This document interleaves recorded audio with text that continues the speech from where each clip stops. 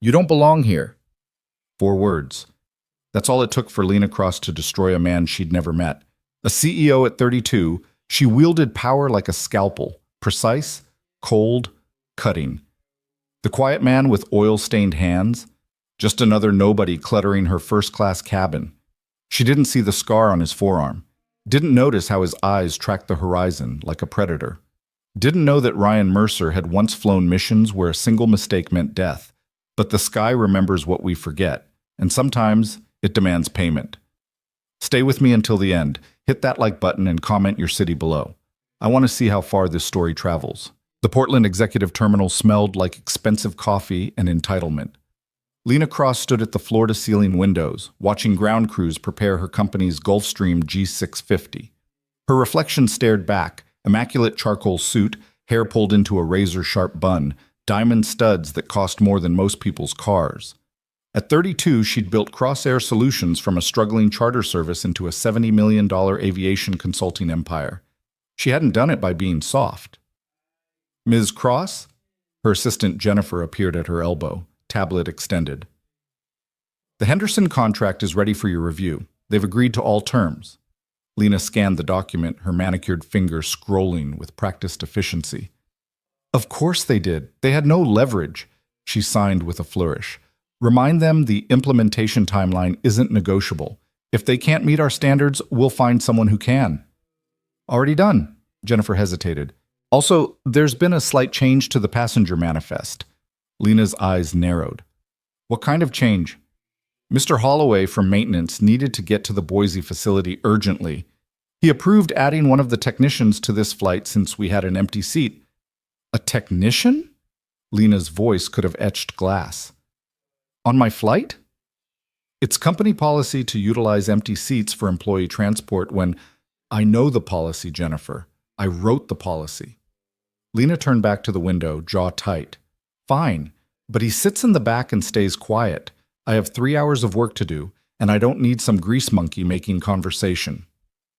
Jennifer's expression flickered, something between sympathy and disapproval, but she nodded. Of course. 20 minutes later, Lena settled into her customary seat, 2A, the cabin a sanctuary of cream leather and burled walnut. She'd already spread her laptop, files, and phone across the adjacent seat when the technician boarded.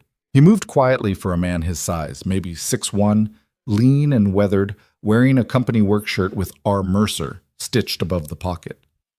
Dark hair shot through with premature gray, a face that looked like it had forgotten how to smile years ago. His hands, she noticed with distaste, bore faint oil stains no amount of washing could quite erase. Their eyes met for exactly 1 second. Ryan Mercer saw what he expected to see. Another executive who looked through people like him as if they were furniture. He'd learned long ago not to take it personally. The world was full of Lena Crosses, people who measured worth in titles and bank accounts, who never wondered what dreams died behind a stranger's eyes. He nodded politely and moved toward the rear of the cabin. Lena had already dismissed him, returning to her laptop. The flight attendant, Marcus, one of Crossair's veterans, appeared with her usual pre-flight champagne. Good afternoon, Ms. Cross. Can I get you anything else before we depart? No, thank you, Marcus. Lena paused. Actually, yes. Make sure our additional passenger understands this is a working flight. I'd appreciate minimal disruption. Marcus's smile never wavered, but something in his eyes cooled. Of course, ma'am. Though I should mention Mr. Mercer is one of our quietest travelers. You won't even know he's here. Perfect. As Marcus walked away, Lena caught him stopping at Ryan's seat in the back. The exchange was brief, Ryan's response a simple nod, but she thought she saw Marcus's hand grip the other man's shoulder, a gesture that seemed oddly familiar, almost protective. She pushed the observation away. Not her concern. The engine spooled up, that deep whine building to a roar that Lena had long since learned to tune out. She was already deep into the Henderson implementation strategy when they lifted off, Portland shrinking beneath them. The first hour passed in focused silence. Lena worked through 3 client proposals, fired off a dozen emails, and reviewed next quarter's projections. Occasionally, she'd glance up to find Marcus checking on her, offering water or coffee, which she accepted with absent thanks.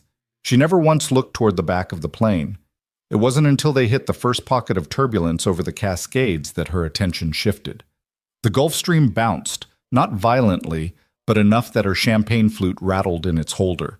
Lena barely noticed. She'd logged thousands of flight hours. But something made her glance back. Ryan sat perfectly still. Not tense, not gripping the armrest like nervous flyers did, just still. His eyes were closed, but his breathing was measured, controlled. One hand rested on his knee, completely relaxed despite the aircraft's shuddering. There was something almost meditative about his posture, as if the turbulence was happening to a different airplane in a different sky. Lena frowned. She'd seen a lot of flyers in her career. The nervous ones clutched their seats. The experienced ones read or worked through it. But this was different. This was the stillness of someone who'd spent so much time in unstable air that their body no longer registered it as a threat. The plane dropped suddenly, a stomach-lurching fall that lasted 3 seconds but felt like 30. Lena's laptop slid across the table. Behind her, she heard a passenger gasp, one of the other executives who'd boarded at the last minute. Ryan didn't even open his eyes. Who the hell is this guy? The thought came unbidden, unwelcome. Lena pushed it away and returned to her work, but found herself distracted. She pulled up the company directory on her tablet, searching for R. Mercer. Ryan Mercer.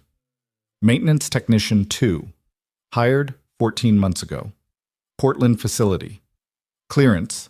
Standard. Performance reviews exceeds expectations. Additional notes? None. 14 months. Barely over a year and already exceeds expectations? Lena knew her maintenance department was good. She'd built it that way. But something about the bare-bones file bothered her. No prior employer listed. No certifications beyond the basic A&P license. Just nothing. She glanced back again. Ryan had opened his eyes now, staring out the small window at the mountains below. His expression was distant, unreadable. But there was something in the set of his jaw, the way his fingers unconsciously traced a thin white scar running up his right forearm, that spoke of stories her employee file couldn't tell. Not your business, she reminded herself. He fixes planes. You run the company. That's the extent of your relationship. The intercom crackled. Ladies and gentlemen, this is Captain Reeves. We're experiencing some moderate turbulence as we cross the Rockies. Please remain seated with your seatbelts fastened. We should be through it in about 20 minutes. Lena had flown with Tom Reeves dozens of times. He was unflappable, a 30-year veteran who could land a paper airplane in a hurricane. If he said 20 minutes, it would be 20 minutes. She forced herself back to the Henderson contract, making notes about implementation checkpoints and performance metrics. But her concentration was fractured. Every few minutes, her eyes would drift to that figure in the back, now reading something on his phone with the same unnerving calm. 15 minutes later, Marcus appeared with fresh coffee. Lena accepted it with a nod, then surprised herself by asking, "How long have you known Mr. Mercer?" Marcus's eyebrows rose slightly. "Ryan? About a year, I suppose, since he started. Why do you ask?" "Just curious. His file is rather minimal." "Ah." Marcus glanced toward the back of the plane, his expression softening. "Ryan's a private person, but he's good people, Ms. Cross. Best technician we've got, if you ask me. There's not a system on this aircraft he can't diagnose blindfolded. That's quite an endorsement." "It's the truth." Marcus hesitated, then added, "He's also the only employee I've ever seen turn down 3 separate promotions." Lena blinked. "He what?" "Didn't want the supervisor position. Said he preferred working with his hands, not managing people." Marcus smiled. "Honest to a fault, that one. Last month, he caught a stress fracture in a landing gear assembly that 2 other inspectors had signed off on. Probably saved lives." "Why isn't this in his performance file?" "He asked us not to make a fuss. Said he was just doing his job." Marcus shifted the coffee tray. "If you'll excuse me, Miss Cross." As the flight attendant moved away, Lena found herself staring at her laptop screen without seeing it. A technician who turned down promotions and deflected credit. In her world, a world of ladder climbers and resume builders, that was almost incomprehensible. She pulled up her email and typed a quick message to HR. "Complete background check on Ryan Mercer. I want to know where he worked before Crosshair, and why there's nothing in his file. It was probably nothing. Maybe he'd worked for a competitor and signed an NDA. Maybe he had a gap in employment he was embarrassed about. Maybe... The plane dropped again, harder this time. Lena's coffee sloshed over the rim of her cup. The cabin lights flickered once, twice. From the cockpit came a muffled curse, quickly silenced. That was new. Captain Reeves's voice returned, measured, but with an edge Lena had never heard before. Folks, we've hit an unexpected wind shear. Nothing to be concerned about, but we're going to adjust our altitude. Please ensure your seatbelts are secure. Lena looked out her window. The sky had changed. What had been clear air over the mountains was now a roiling mass of gray-black clouds, appearing as if from nowhere. Lightning flickered in the distance. Her phone buzzed, a text from Jennifer, who was back in Portland. Weather Service just issued severe turbulence advisory for your route. Do you want us to have Reeves divert? Lena typed back, No. Reeves knows what he's doing. We have the Boise meeting in 4 hours. But even as she sent the message, unease coiled in her stomach. She'd flown through rough weather hundreds of times. This felt different. The turbulence intensified. The Gulf Stream bucked and swayed like a boat in heavy seas. Lena's laptop slid off the table despite her grab for it, clattering to the floor. Around her, the other passengers had gone pale and quiet, hands gripping armrests. She looked back once more. Ryan was leaning forward now, elbows on his knees, hands clasped. His eyes were open, tracking the motion of the aircraft with minute precision, and for the first time she saw something in his expression that made her breath catch. Not fear. Recognition. He knew something. The way he was reading the plane's movements, the micro-adjustments in his posture, compensating for each roll and pitch. This wasn't a nervous flyer or even an experienced passenger. This was someone who understood the language of troubled aircraft the way a doctor reads an X-ray. The intercom crackled again. Marcus, please take your seat. Now. The command in Reeves's voice was unmistakable. Marcus moved quickly to the jump seat, buckling in with practiced efficiency. The other flight attendant, Sarah, was already strapped in, her face carefully neutral. Lena's pulse kicked up. In 12 years of flying, she'd never heard that tone from Reeves. The Gulf Stream pitched forward suddenly, nose dropping at an angle that sent Lena's stomach into her throat. The altimeter outside her window spun downward. Shouts erupted from the other passengers. Someone was praying in rapid Spanish. Then, just as suddenly, Reeves pulled them level. The plane shuddered, groaned, but held. Sorry about that, folks. Reeves's voice was tight. We're going to be making an unscheduled landing in Boise. There's a maintenance issue we need to check out. ETA 15 minutes. Maintenance issue. The euphemism was clear. Something was wrong. Lena unbuckled, ignoring the seatbelt sign, and made her way toward the cockpit. Marcus called out, Ms. Cross, please sit down, but she ignored him. She'd built this company from nothing. If her aircraft was in trouble, she had a right to know. She reached the cockpit door just as it opened. Reeves stepped out, his weathered face drawn. When he saw Lena, his jaw tightened. Ma'am, you need to return to your seat. What's wrong with my plane, Tom? For a moment, he looked like he might refuse to answer. Then he sighed. Hydraulic pressure is fluctuating in the primary flight control system. Could be a sensor malfunction, could be a leak. Either way, we're landing at Boise to have it checked. How serious? Serious enough that I'm not taking chances. His eyes were hard. Now please, Ms. Cross, sit down and let me do my job. Lena nodded and turned back, but not before she saw the co-pilot, Jensen, working frantically through a checklist, sweat beading on his forehead despite the cool cabin air. She made her way back to her seat, the plane's every vibration now feeling ominous. As she buckled in, she found her eyes drawn once more to Ryan Mercer. He was watching her, not with concern or fear, but with a steady, assessing gaze that seemed to see straight through her expensive suit and carefully constructed authority to something more vulnerable underneath. Their eyes met. And in that moment, Lena saw something flicker across his face, a decision being made, a line being crossed. Ryan stood up. Sir, please sit down, Sarah called from her jump seat, but Ryan was already moving forward, his gait steady despite the turbulence. He walked straight to the cockpit and knocked, not frantically but with calm authority. Reeves opened the door, irritation flashing across his face. Not now! Captain, I might be able to help. Ryan's voice was quiet but carried complete confidence. I know this aircraft. If it's the hydraulics, there's a bypass procedure. Who the hell are you? Jensen snapped from the co-pilot's seat. A&P mechanic. I work for... I don't need a grease monkey second-guessing my emergency procedures, Reeves cut in. Return to your seat. That's an order. Something in Ryan's expression shifted, a flash of old authority, quickly suppressed. Captain, with respect, if your primary hydraulics are failing and you're planning a landing in high winds, you're going to want to know about the manual pressure override on the G650's backup system.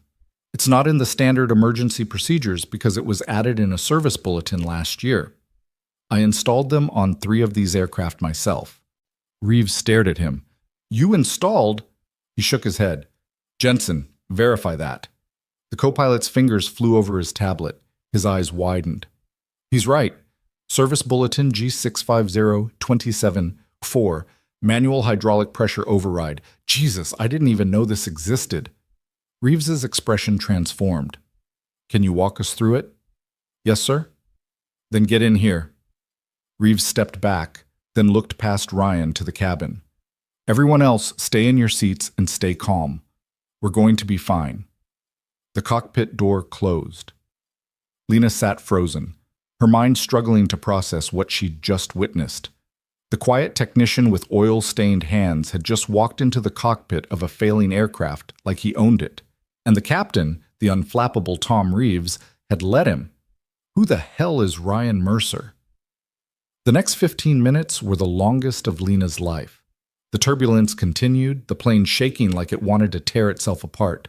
She could hear muffled voices from the cockpit, Ryan's calm baritone, Reeves's clipped commands, Jensen's terse confirmations. The other passengers sat in white-knuckled silence, some crying, some praying. Lena did neither. She watched the cockpit door and wondered how she'd been so blind. When they broke through the cloud layer, Boise appeared below, a grid of lights in the darkening evening. The Gulf Stream's descent was rougher than usual, the nose yawing slightly left and right as Reeves fought the controls. But they were descending. They were under control. The runway rushed up to meet them. The wheels touched down hard, bounced once, then held. The brakes screamed. The plane decelerated, veered slightly, then straightened. They were down. The cabin erupted in applause and tearful laughter. Lena released a breath she didn't know she'd been holding. Her hands were shaking. The cockpit door opened. Ryan emerged first, followed by Reeves and Jensen. The captain's face was pale, but composed. He keyed the intercom. Ladies and gentlemen, welcome to Boise. Maintenance crews are standing by to inspect the aircraft. We'll be arranging alternate transportation for you to your final destinations. I apologize for the scare. He paused. I also want to thank Mr. Mercer, whose knowledge of this aircraft may very well have saved our lives tonight. All eyes turned to Ryan. He stood in the aisle, looking uncomfortable with the attention, his work shirt still bearing the company logo. Lena unbuckled and stood. Their eyes met across the cabin. She'd called him invisible, a grease monkey, someone who didn't belong in her space, and he'd just saved her life. Shame hit her like a physical force. But worse than shame was the realization crystallizing in her mind. She'd spent 12 years building a company, measuring success in contracts and profits and market share. She'd looked at this man and seen nothing but oil stains and cheap fabric. She'd never once asked what those hands had built, what that quiet competence had cost him, what storms he'd weathered to stand there so calmly while her world fell apart at 30,000 feet. Mr. Mercer, her voice came out hoarse. Thank you. He nodded once, his expression unreadable. Just glad I could help, Miss Cross. Then he turned and walked toward the exit, disappearing into the organized chaos of the emergency response. Lena stood there, watching him go, as the full weight of her failure settled over her shoulders. She'd built an empire on knowing the value of things. Tonight, she'd learned she didn't know the first thing about the value of people. The Boise terminal was controlled chaos. Emergency crews swarmed the Gulf Stream, their diagnostic equipment humming as they inspected the hydraulic systems. Lena watched from the gate lounge, still processing the last hour. Her phone buzzed constantly. Jennifer coordinating alternate flights, clients checking in after hearing about the emergency landing, board members wanting updates. She ignored them all. Through the terminal windows, she could see Ryan standing with the maintenance crew chief, pointing to something on the underside of the fuselage. Even from a distance, his body language was different now, more animated, authoritative. The crew chief was nodding, taking notes, asking questions that Ryan answered with precise hand gestures. Marcus appeared at her elbow with coffee. Quite an evening. That's one way to put it. Lena accepted the cup. Marcus, what do you really know about Ryan Mercer? The flight attendant was quiet for a moment, choosing his words carefully.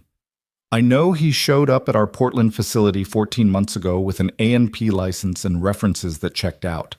I know he works harder than anyone else in that hangar. I know he brings his daughter to the company picnic every year and never talks about himself. He paused.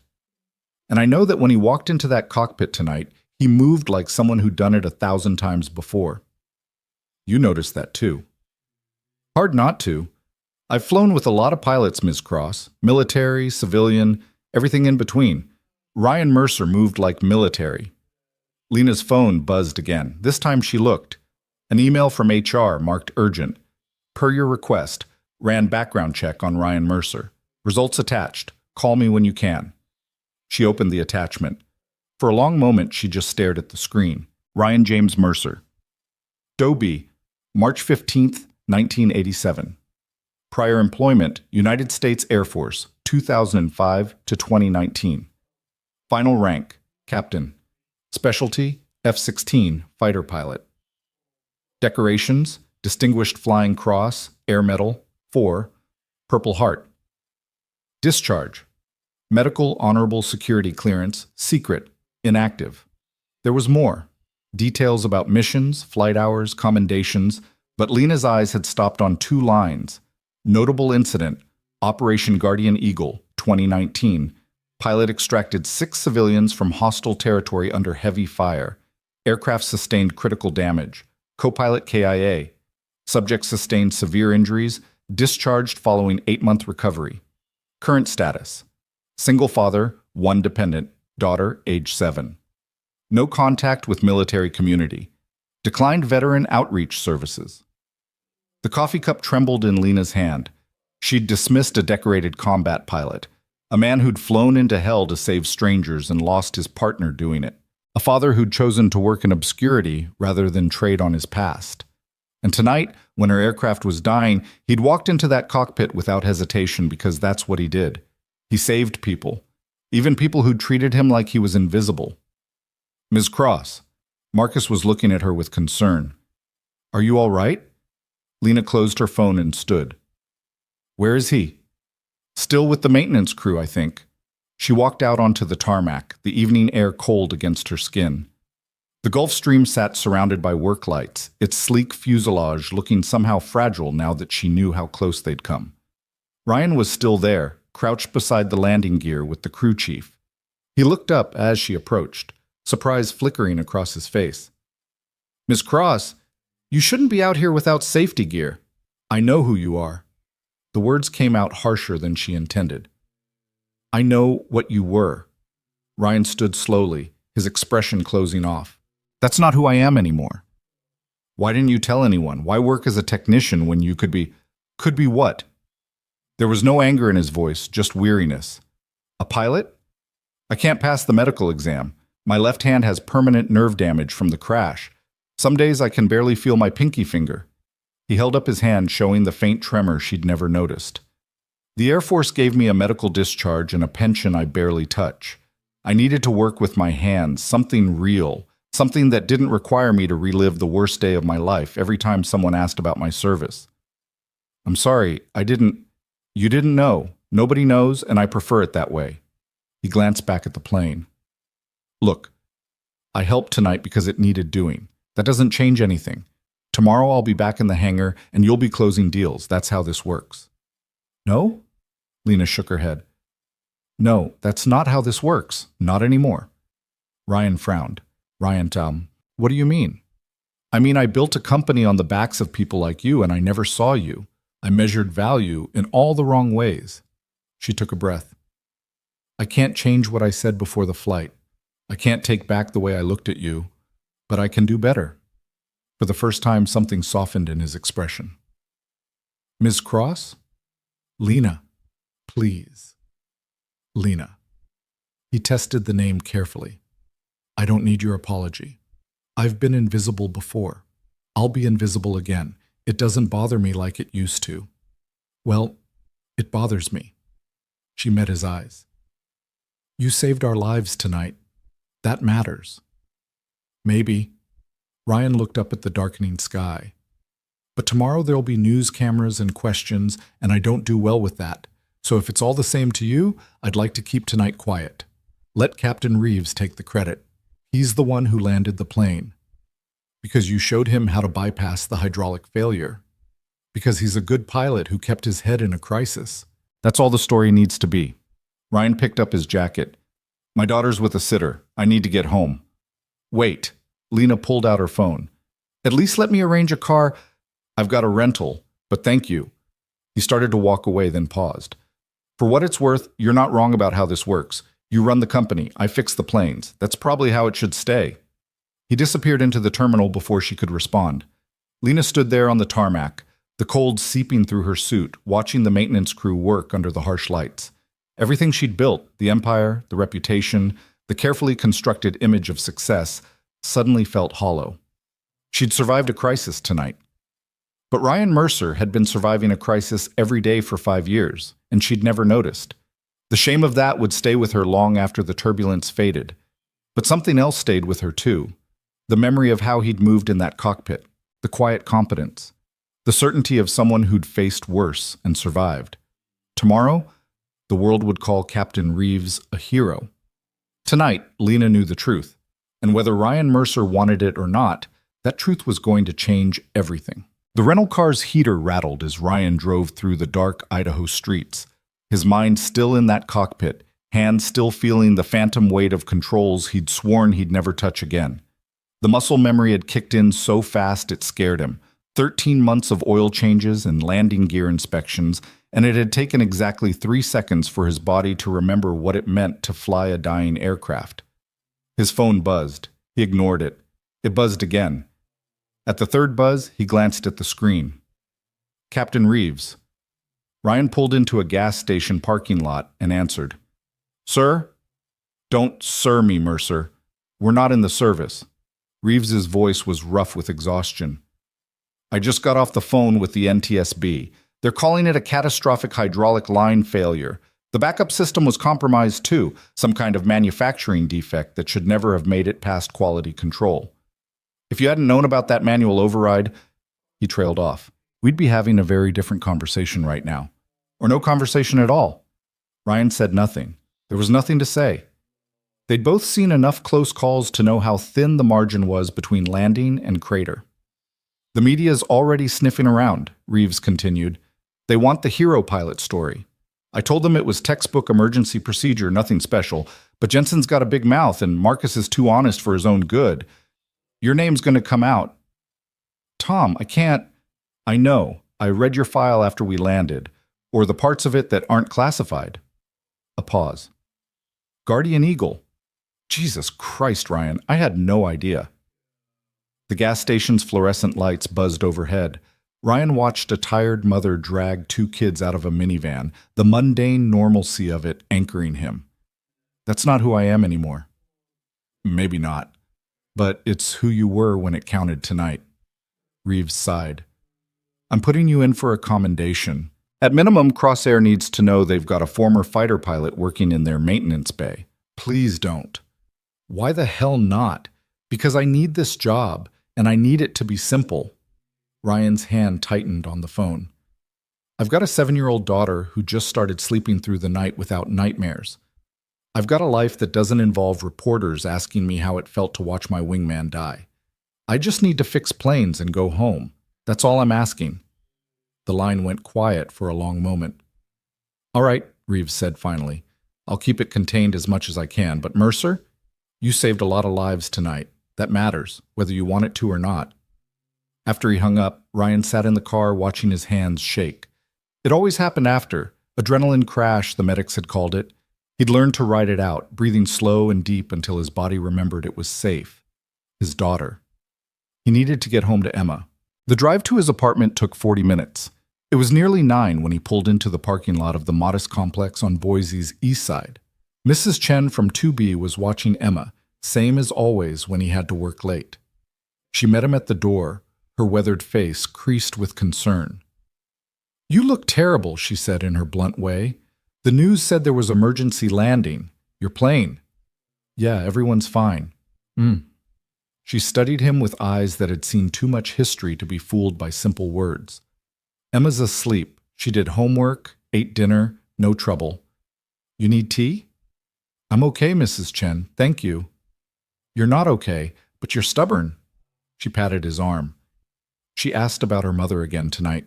Ryan's chest tightened. "What did you tell her?" "Same thing you tell her. Mama's an angel watching over her, but she's getting older, Ryan. Soon she'll want real answers." "I know." He pulled out his wallet, but Mrs. Chen waved him off. "Keep your money. Just take care of yourself. And that beautiful girl." After she left, Ryan stood in the doorway of Emma's room, watching her sleep. She'd kicked off her blankets as usual, one arm flung over her stuffed elephant. In the dim glow of her nightlight, she looked exactly like Sarah. Same dark curls, same determined set to her jaw even in sleep. Sarah, his wife, Emma's mother. The civilian nurse who'd volunteered for a forward operating base and died when a mortar round hit the medical tent. Emma had been too. She didn't remember her mother's voice or laugh or the way she hummed while cooking. All she had were photos and stories and the empty space where a mother should be. Ryan pulled the blanket over his daughter and kissed her forehead.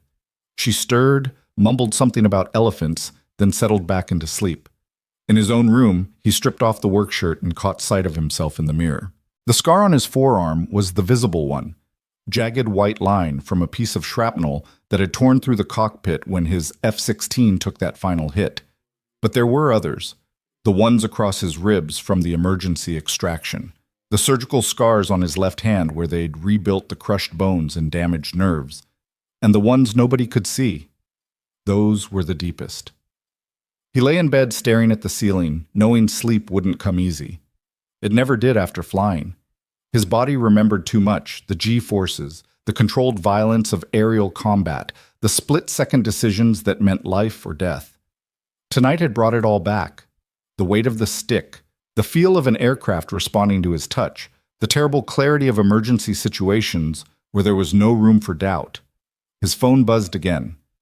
This time it was a number he didn't recognize. He almost didn't answer, but old habits died hard, and unknown numbers at night meant potential emergencies. Mercer. "Mr. Mercer, this is Amanda Voss with Channel 7 News. I'm doing a story on tonight's emergency landing, and several sources have indicated you played a crucial role in..." Ryan hung up, blocked the number, turned off his phone. So it was starting already. He finally fell asleep around midnight and dreamed of fire and falling and a voice on the radio saying, "I can't hold her, Ryan, I can't," before dissolving into static and screaming metal.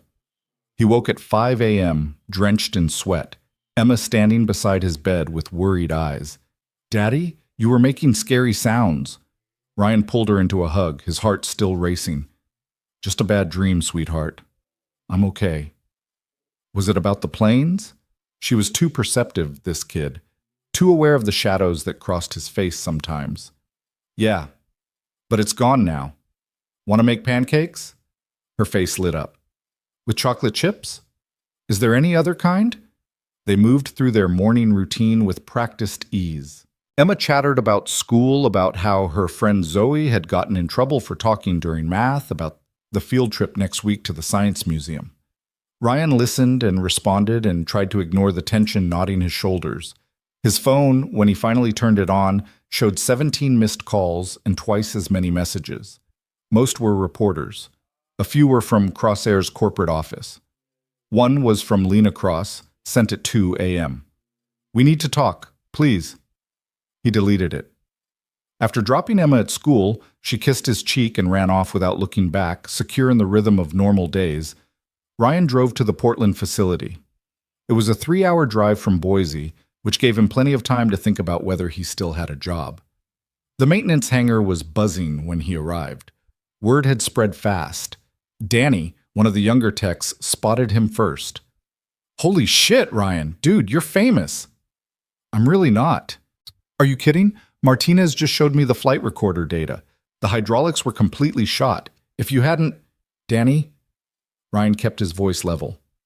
I helped. The pilots landed the plane, that's all there is to it. But Danny wasn't the only one. All morning, people kept stopping him. Colleagues who'd barely spoken to him before, suddenly full of questions and backslaps and wide-eyed curiosity. The hangar supervisor, Bill Rodriguez, called him into the office. Sit down, Mercer. Bill was a gruff, 50-something former Navy mechanic who ran the facility with military precision. Got a call from corporate this morning. They want to fly you to Seattle for some kind of recognition ceremony. I'd rather not. Didn't think you would. Bill leaned back in his chair, studying Ryan with shrewd eyes. Also got a call from Ms. Cross herself. She wants to meet with you personally. Wouldn't say why, but she was pretty insistent. Ryan's jaw tightened. Sir, I just want to do my job. I know, and you're damn good at it. Bill tapped a pen against his desk. But here's the thing, Mercer. You saved the CEO's life. You saved a lot of lives. Like it or not, that changes things. It doesn't have to. In a perfect world, maybe. But this ain't a perfect world. Bill's expression softened. Look, I don't know your whole story. I know you flew fighters. I know you got hurt, and I know you want to be left alone. I respect that. But sometimes what we want and what we need aren't the same thing. Before Ryan could respond, there was a knock on the office door. Bill's secretary poked her head in. Sorry to interrupt, but Ms. Cross is here. She's asking for Mr. Mercer. Ryan's stomach dropped. She's here? In Portland? Landed 20 minutes ago. She's in the conference room. Bill raised an eyebrow at Ryan. Your call. I can tell her you're busy. For a moment, Ryan considered it. Just walk away. Refuse the meeting. Keep his head down until the noise faded and he could go back to being invisible. But the image of Lena's face last night, the shock, the shame, the genuine remorse, wouldn't leave him alone. I'll see her, he said quietly, but only if it stays private. Done. The conference room was a sparse space with a table, 6 chairs, and a window overlooking the maintenance bay. Lena stood with her back to the door, watching the crew's work below. She'd traded yesterday's power suit for dark slacks and a simple blue blouse, her hair down instead of pulled back. She looked smaller somehow, more human. She turned when he entered.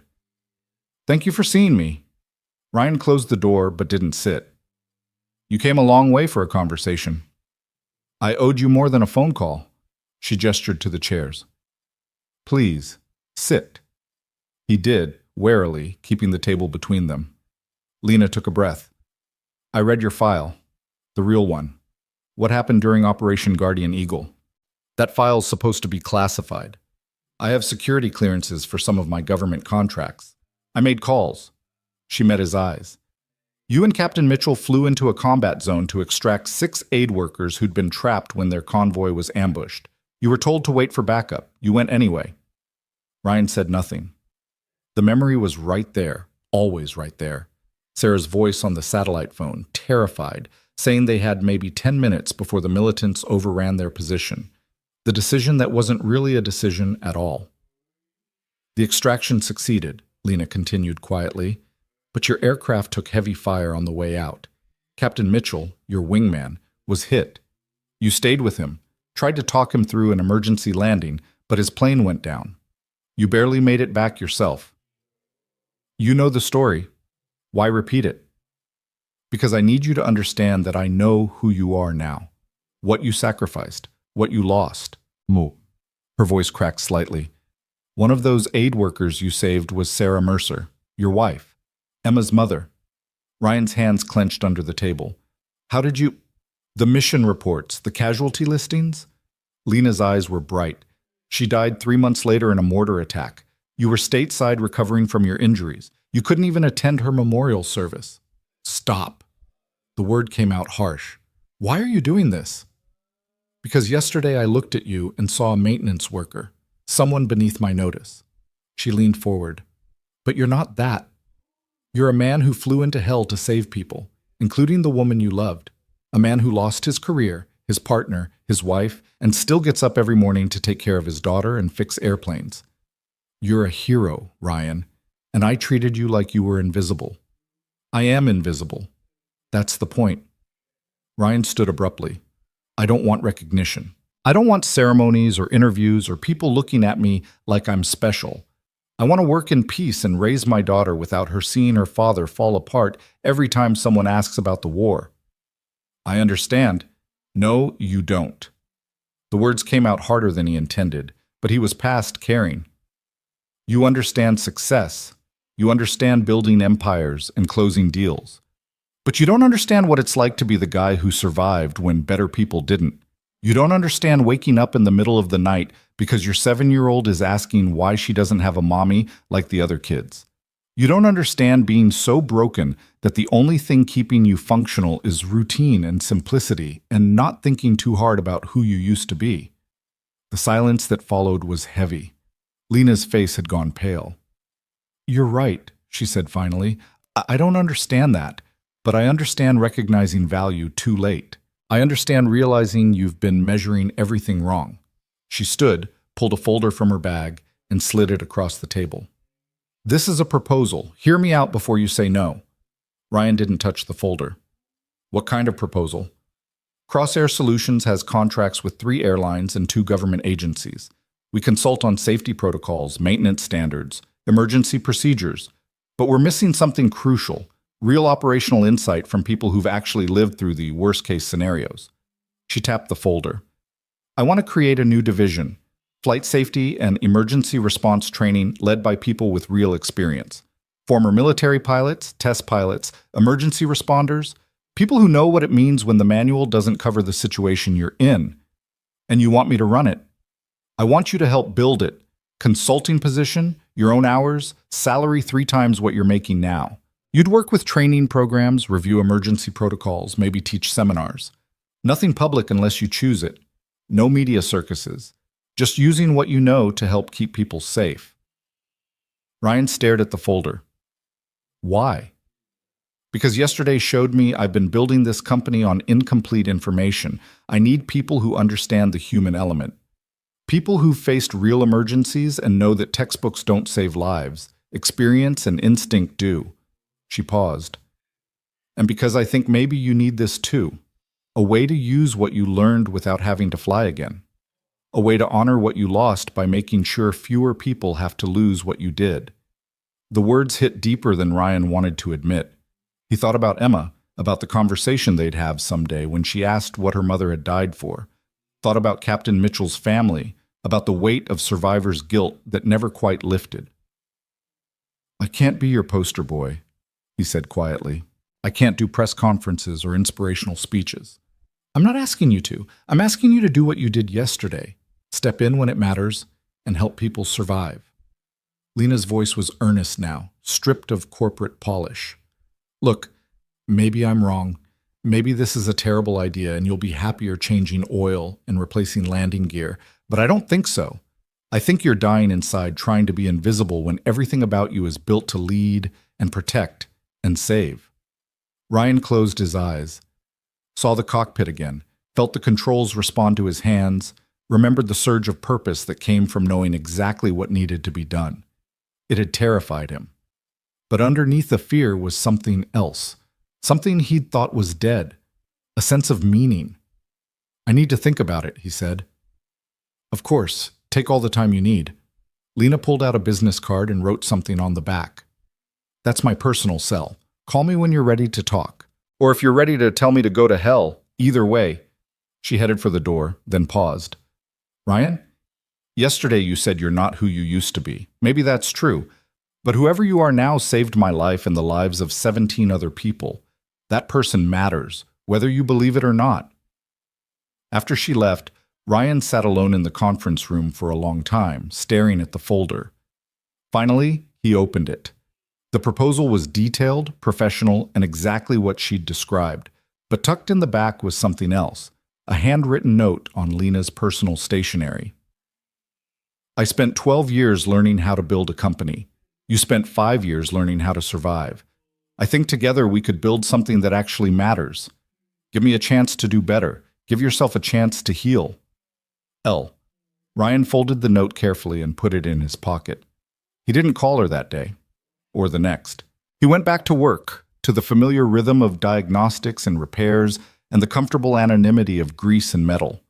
But the folder stayed in his truck, and the note stayed in his pocket, and at night when Emma was asleep, he'd take it out and read it again. By the third day, the media frenzy had mostly died down.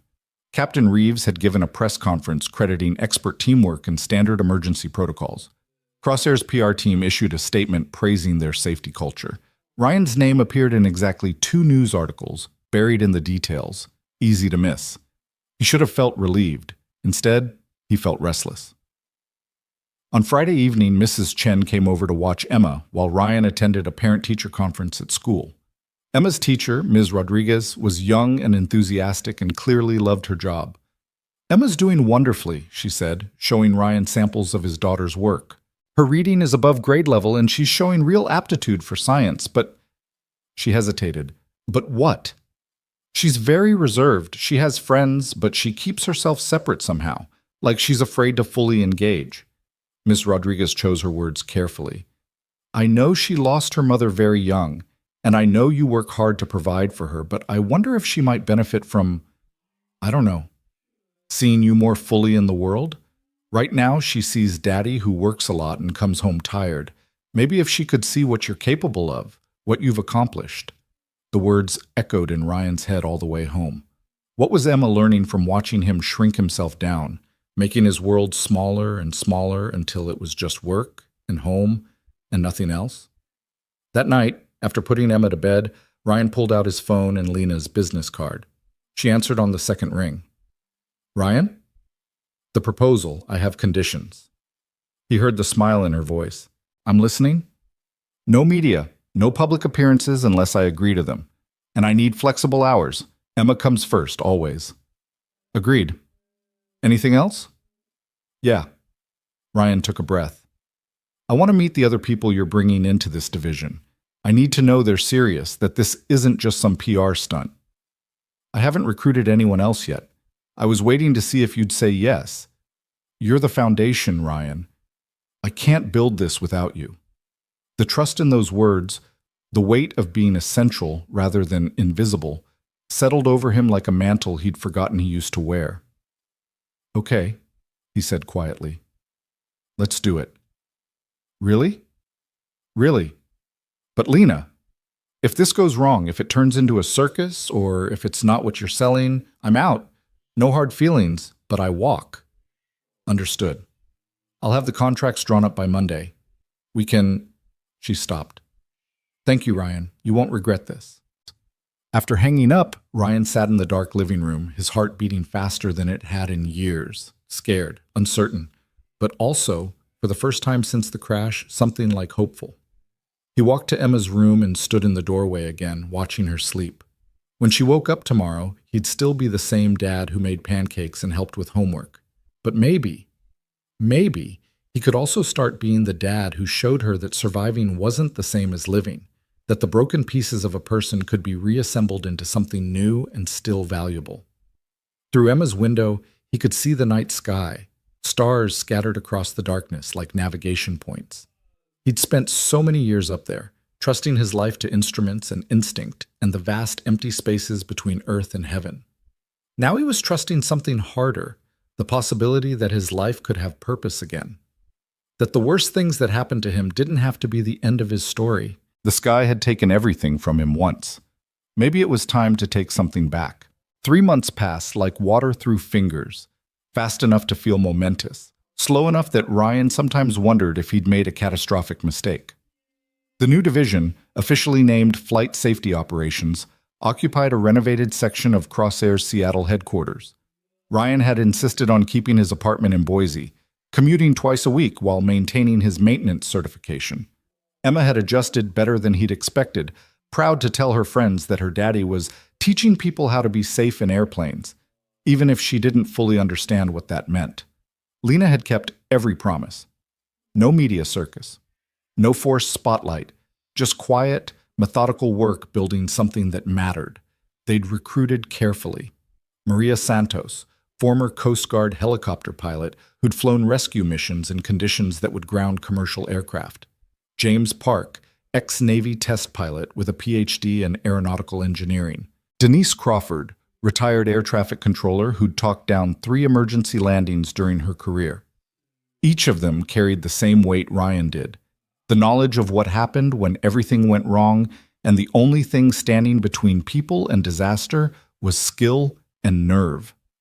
This morning, Ryan sat in the division's conference room reviewing training protocols for a major airline's emergency response team. The Seattle skyline stretched beyond the windows, gray and drizzling in typical Pacific Northwest fashion. His coffee had gone cold an hour ago, but he barely noticed. The door opened. Lena entered carrying her own coffee and a tablet. Over the past months, their professional relationship had developed an easy rhythm. She trusted his expertise. He respected her vision. The awkwardness of that first conversation had faded into something more comfortable. "Morning," she said, settling into the chair across from him. "How's the United Airlines protocol looking?" "Solid, mostly. I want Maria to review the water landing procedures. She's got more practical experience with that than any of us. And I think we need to add a section on passenger management during extended emergencies. The psychological component gets overlooked." Lena made notes on her tablet. "Agreed. I'll set up a meeting with their training director for next week." She paused. "Also, I got an interesting call this morning. Senator Richard Vance's office. He's on the Transportation Committee, wants to discuss our work for potential FAA integration." Ryan's pen stopped moving. FAA integration means congressional hearings, public testimony. "I know. I told them we'd consider it." She met his eyes. "But this is your call, Ryan. If you're not comfortable, it's not about comfort. It's about whether we can actually make a difference or if it's just politicians looking for a photo op." Vance has a solid record on aviation safety. Lost his sister in a commuter plane crash 15 years ago. From what I understand, it's personal for him. Ryan considered this. Personal meant genuine interest, but it also meant emotion, and emotion in policy discussions could cut either way. "Let me think about it." "Take your time. The meeting's not for another month." Lena stood to leave, then hesitated. "How's Emma doing?" The question surprised him. Lena asked occasionally, but always with a careful respect for boundaries. "Good. She's in a school play next week. Something about astronauts." "You gonna make it?" "Wouldn't miss it." Lena smiled, and something in it reminded Ryan of how much she'd changed over these months. The razor-sharp CEO who'd dismissed him in that first-class cabin had softened somehow, become more present. She still drove her company with fierce intelligence, but there was warmth now beneath the competence. Humanity. After she left, Ryan returned to his protocols, but his concentration was fractured. The mention of the FAA had triggered old anxieties. Public testimony meant exposure, cameras, questions about his service record, the thing he'd been avoiding for 5 years, suddenly inevitable if he wanted to scale the work they were doing. His phone buzzed.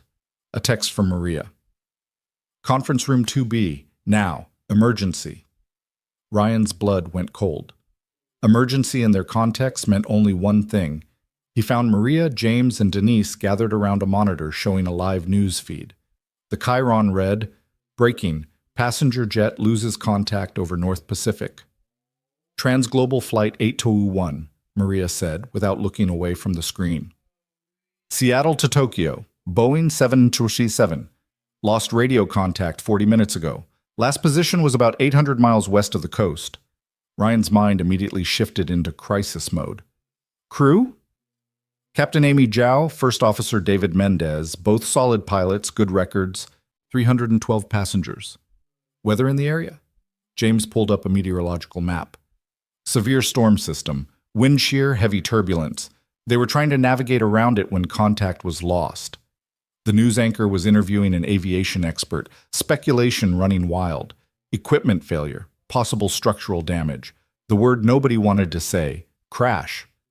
"Are we getting called in?" Denise asked. "Not officially," Ryan said, "but I know Amy Zhao.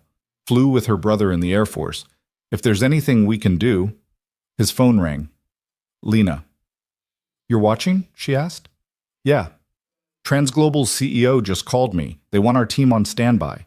If the plane is still airborne and manages to re-establish contact, they might need emergency consultation. We're ready. Ryan looked at his team. I'm sending Maria and James to Transglobal's operations center. Denise, you coordinate with air traffic control. I'll stay here and monitor. Ryan. Lena's voice was tense. The board of directors are on their way to Seattle. If this turns into a recovery operation, they're going to want answers. They're going to want to know why we didn't see this coming. We can't predict mechanical failures or weather events. We can only prepare people to respond. I know, but that won't stop them from looking for someone to blame. After hanging up, Ryan spent the next 2 hours in controlled hell. Every news update brought more speculation, more fear. Social media erupted with passenger manifests, people searching for loved ones. The Coast Guard had deployed search aircraft, but in that vast expanse of ocean, finding anything would take a miracle. Then, at 2:47 p.m., the miracle happened. "They've made contact," James shouted from his laptop. "Partial radio transmission. The plane is still airborne." Ryan was beside him in 3 strides. On the screen, a Coast Guard transmission was being replayed. "Mayday, Mayday. Transglobal 821, multiple system failures. Attempting, return to, fuel critical." The signal dissolved into static, but it was enough. They were alive. Damaged, desperate, but alive. Ryan's phone exploded with calls. Transglobal, the FAA. News outlets who'd somehow gotten his number. He ignored them all, except one. "This is Captain Zhao." The voice was strained, distorted by interference, but functional. "We've got a situation. Lightning strike took out primary navigation and damaged the right engine. We're flying on instruments and prayers. Fuel consumption is way higher than normal. The damaged engine is burning inefficiently. We need options for emergency landing, and we need them fast." Ryan pulled up maps, calculations spinning through his mind with the speed of long training. Nearest suitable airport is Anchorage, but that's 1,400 miles northeast. Can you make it? Not with current fuel consumption. We'll be swimming before we reach Alaska. What about the Aleutian Islands? Shemya has a runway long enough for a 767. Check that. We'd have to fight headwinds the whole way. Same problem.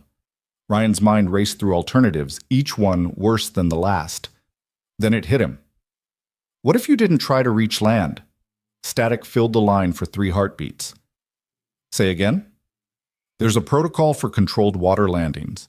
We've been developing it for exactly this scenario. If you can find relatively calm water and bring her down at the right angle and speed, the 707's fuselage can stay intact long enough for evacuation. You're talking about ditching in the Pacific Ocean. Amy's voice was flat with disbelief. I'm talking about keeping 300 people alive when there are no good options left. Ryan was already pulling up the training materials they'd developed, the simulations Maria had run. "Captain, I flew combat missions where coming home meant doing impossible things. This is possible. Difficult, dangerous, but possible." Another long pause. In the background, Ryan could hear alarms, urgent voices, the chaos of a dying aircraft. "All right, walk me through it." For the next 90 minutes, Ryan became Amy's lifeline. He coordinated with Maria, who'd reached Transglobal's operations center and was feeding real-time data on ocean conditions. James modeled fuel consumption and flight paths, calculating the optimal ditching location. Denise worked with air traffic control to clear all traffic from the area and position Coast Guard assets for immediate rescue. Lena appeared at some point, coffee in hand, watching silently as Ryan guided a pilot he'd never met through the most dangerous maneuver in aviation. "You need to configure for minimum sink rate," Ryan said into his headset. "Flaps 30, gear up.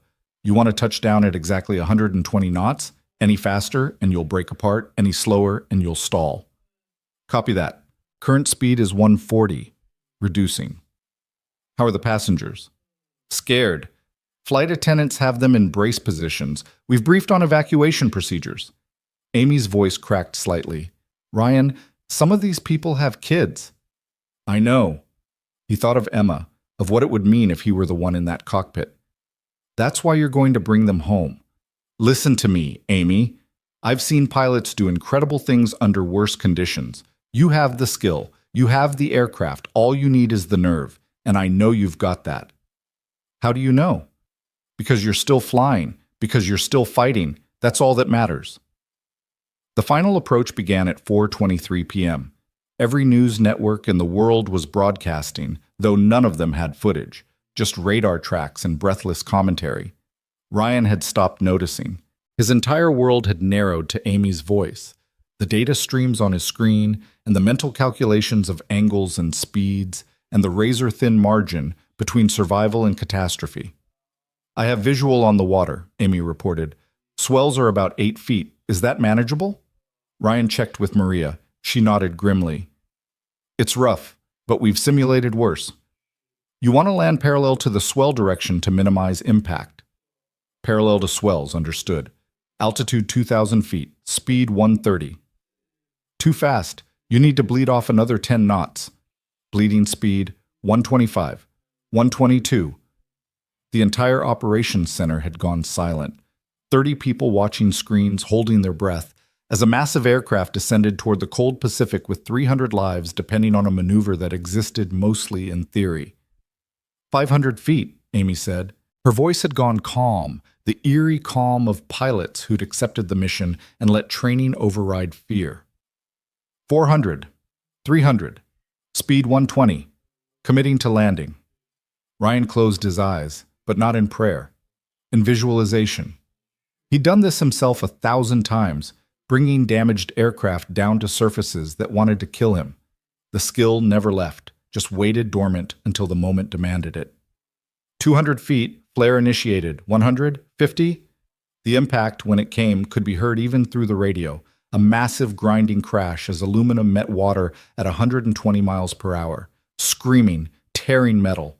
Then Amy's voice, ragged but alive. "We're down. Aircraft is intact. Initiating emergency evacuation." The operations center erupted in shouts and applause. Someone was crying. Maria grabbed Ryan's shoulder, squeezing hard. But Ryan didn't celebrate. Not yet. "Amy, talk to me. What's your situation?" "Forward fuselage is breached. We're taking on water fast, deploying emergency slides. Coast Guard, how long until you reach us?" A new voice cut in. "Transglobal 821. This is Coast Guard Rescue 62. We have you visual. ETA to your position is 4 minutes. Choppers are inbound behind us." 4 minutes. Ryan pulled up the data on 707 flotation capabilities. In cold water with a hull breach, they had maybe 10 minutes before the aircraft went under. It was going to be close. For those 4 minutes, time became elastic, stretching and compressing in ways that defied physics. Ryan listened to Amy directing evacuation, her crew working with desperate efficiency to get passengers onto life rafts and into the water. Coast Guard cutters arrived, their rescue swimmers hitting the water before the boats fully stopped. Helicopters thundered overhead, pulling people from the ocean in baskets and harnesses. Through it all, Ryan stayed on the line, a voice in the dark assuring Amy that help was coming, that she was doing everything right, that just a few minutes more. Hold on. At 4:51 p.m., 28 minutes after touchdown, Amy Zhao was the last person pulled from Transglobal Flight 821. 40 seconds later, the aircraft slipped beneath the waves, its tail section the last thing to disappear. 312 passengers, 15 crew members, every single one accounted for. Alive. Ryan pulled off his headset and sat back, his entire body shaking. Around him, people were laughing and hugging, the relief palpable. But all he could think about was how close it had been. How many things could have gone wrong? How easily this could have been a memorial service instead of a miracle. Lena was suddenly there, crouching beside his chair. "Ryan, you did it. You saved them." "Amy saved them. I just talked." "You did a hell of a lot more than talk." She handed him a bottle of water.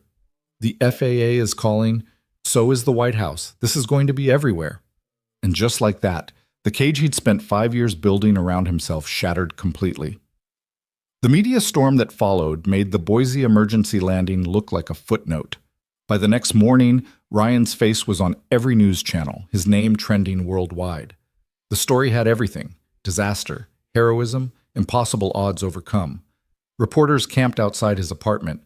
His phone became unusable. Emma's school had to hire security to keep journalists from harassing a 7-year-old about her hero father. Ryan retreated into himself, but there was nowhere to hide.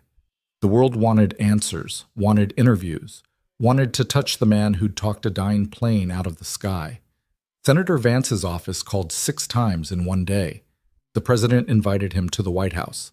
A major publisher offered 7 figures for his memoir. He refused everything. On the 3rd day, Lena found him in his office at midnight, staring at Emma's school play invitation on his desk. The performance was tomorrow. He had no idea if he could even get there through the mob of reporters. "Talk to me," Lena said quietly, closing the door behind her.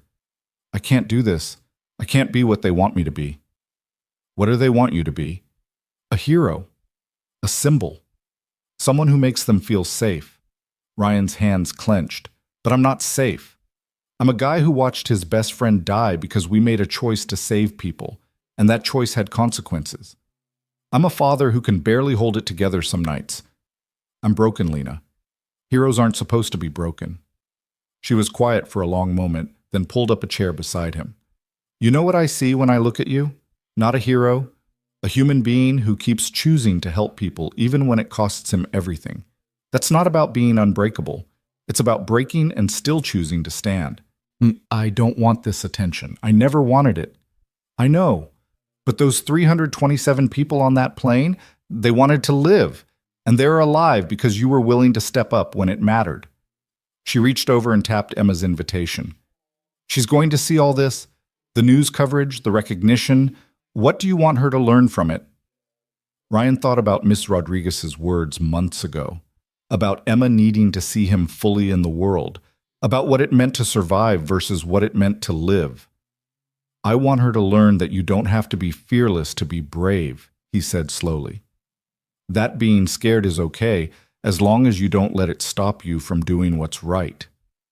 "Then show her," Lena stood. "Come to work tomorrow. Face the cameras if you have to. Do the interviews or don't. That's your choice. But don't hide. Not anymore. These people need to see that heroes are just humans who chose not to give up. And you need to see that broken pieces can still make something beautiful." After she left, Ryan sat alone with his thoughts and his fears and the weight of expectations he'd never asked for. Outside his window, Seattle glittered in the dark, millions of lives intersecting in ways big and small. 327 of those lives existed tonight because he'd chosen to answer the phone, because he'd trusted his training and his instincts and the belief that survival was always worth fighting for. Maybe Lena was right. Maybe being broken wasn't the end of the story. Maybe it was just the middle, and what came next depended on whether he had the courage to keep writing. He picked up his phone and called Mrs. Chen. "Can you watch Emma tomorrow afternoon? I have something I need to do." The next day, Ryan held a press conference. He kept it short, kept it honest. Yes, he'd helped coordinate the emergency landing. Yes, his military background had been useful. No, he wasn't a hero, just someone with relevant experience who happened to be in the right place at the right time. The real heroes were Captain Zhao and her crew, the Coast Guard rescue teams, the passengers who'd stayed calm in impossible circumstances. When reporters pressed for details about his service record, about Operation Guardian Eagle, about his wife, he looked directly into the cameras and said simply, "I lost people I loved because we chose to help strangers. I live with that every day.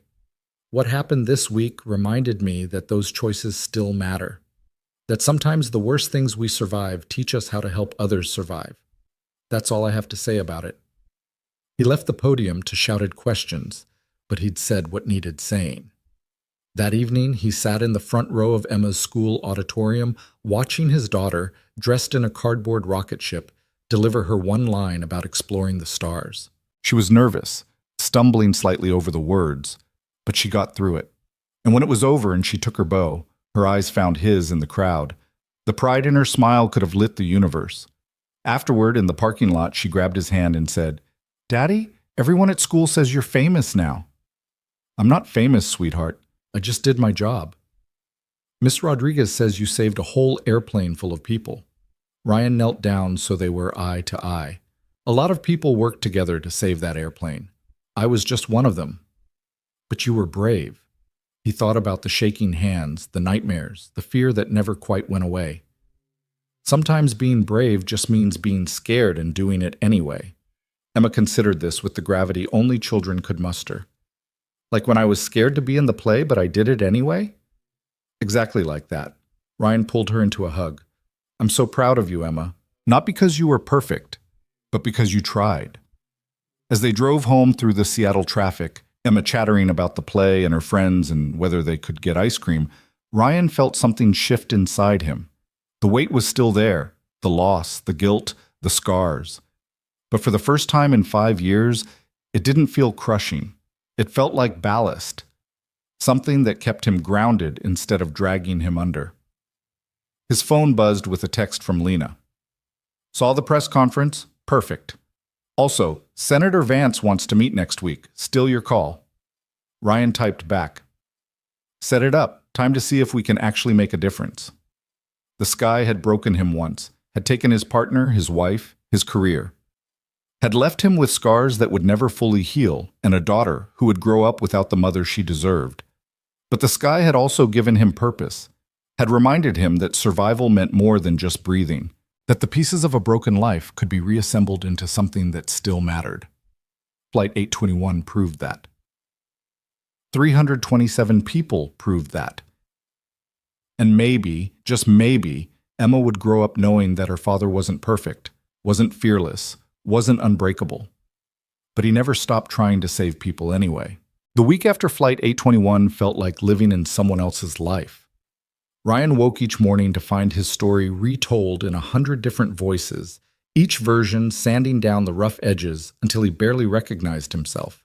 The scared father who'd spent 5 years hiding became the reluctant hero who emerged from obscurity. His oil-stained hands became the hands that saved 300 lives. Even his refusal of interviews was reframed as humble nobility, as if choosing privacy was somehow more heroic than the actual work.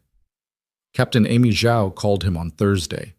Her voice still carried the rasp of someone who'd screamed evacuation orders for 20 straight minutes while the Pacific Ocean swallowed her aircraft. I need to say thank you, she said, face to face, not through a phone.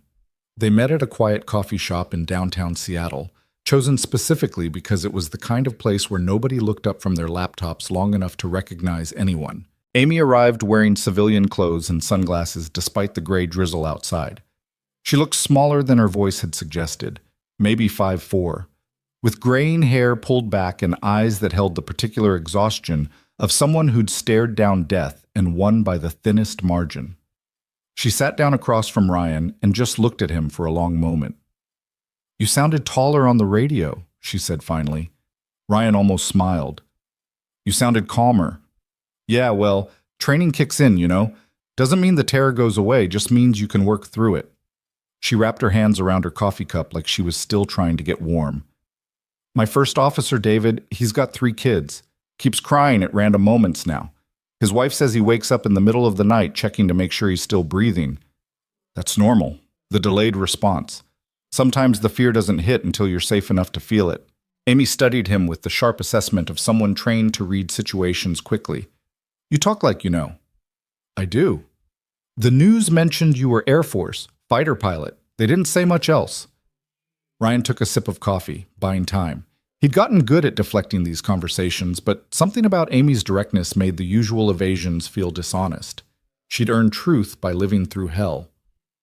I was deployed in Afghanistan, he said quietly. Flew close air support and rescue missions. My last mission went bad. My wingman didn't make it home. I'm sorry. Me too. He met her eyes. But that's why I knew you could do it. Land that plane. Because I've seen what happens when pilots don't give up. When they fly the aircraft all the way to the ground, even when the ground is coming up way too fast. Amy was quiet, processing this. Around them, the coffee shop hummed with ordinary life.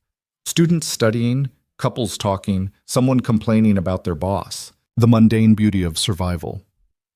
The families have been calling, Amy said. The passengers. They want to meet me, thank me. Some of them are putting together some kind of event, recognition ceremony.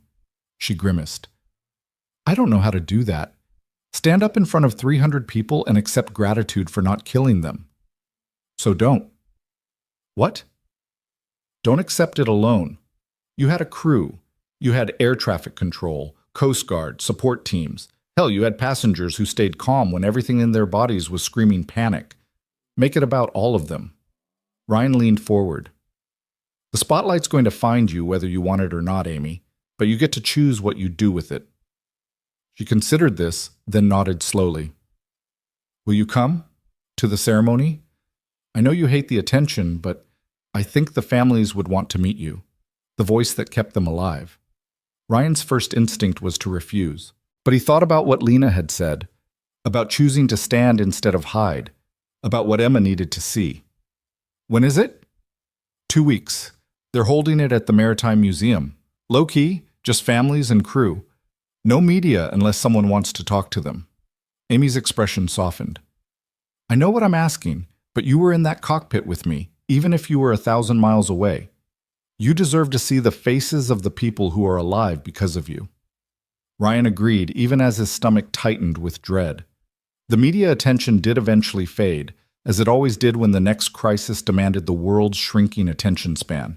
By the second week, Ryan could walk through Seattle without being recognized, could take Emma to the park without cameras following. The relief was immense. What didn't fade was the opportunity. Senator Vance's office scheduled a meeting for the following Monday. Lena briefed Ryan extensively, providing background on the senator's legislative priorities, his committee positions, his record on aviation safety. But she also pulled Ryan aside the night before with different advice. Don't try to be political, she said. They were in her office, the Seattle skyline lit up behind her. These people deal with bullshit all day. What they need is someone who'll tell them the truth about what actually happens when systems fail. Be yourself. That's more powerful than any pitch I could write. Being myself got me exactly nowhere for 5 years. Being invisible got you nowhere. Being yourself saved 300 people. She handed him a folder. These are the current FAA proposals on emergency response training. They're inadequate. The guidelines are written by bureaucrats who've never felt an aircraft come apart under them. You can change that, but only if you're willing to walk into that room and make them uncomfortable. Ryan opened the folder, scanning the dense regulatory language. Lena was right. It read like it had been written by committee, with enough hedging and qualifications to avoid any real commitment to meaningful change. What do you think they'll ask me? Everything. Your service record, your expertise, your opinion on current standards. But mostly, they'll want to know if you think regulation can actually prevent another Flight 821. She paused. What will you tell them? The truth. That regulation helps, but what saves lives is people who know what to do when the regulations don't cover the situation you're in. That's what training should focus on, not just following procedures, but understanding why those procedures exist so you can adapt when everything goes wrong. Lena smiled. See? You're already better at this than half the consultants I've worked with. The meeting with Senator Vance took place in a conference room that smelled like old wood and leather-bound law books. The senator himself was younger than Ryan expected, maybe 50, with steel gray hair and the weathered face of someone who'd spent serious time outdoors before politics claimed him. His handshake was firm, his eyes direct. Mr. Mercer, thank you for coming. I know this isn't your favorite arena. No, sir, it's not. But if it leads to better safety standards, it's worth the discomfort. Vance gestured to the table where 2 other people sat, a woman introduced as Dr. Patricia Morrison from the FAA, and a man named Gerald Kemp, who apparently represented airline industry interests. The battle lines were already drawn in their seating positions. I'll cut to the chase, Vance said, settling into his chair. Flight 821 exposed serious gaps in our emergency response capabilities.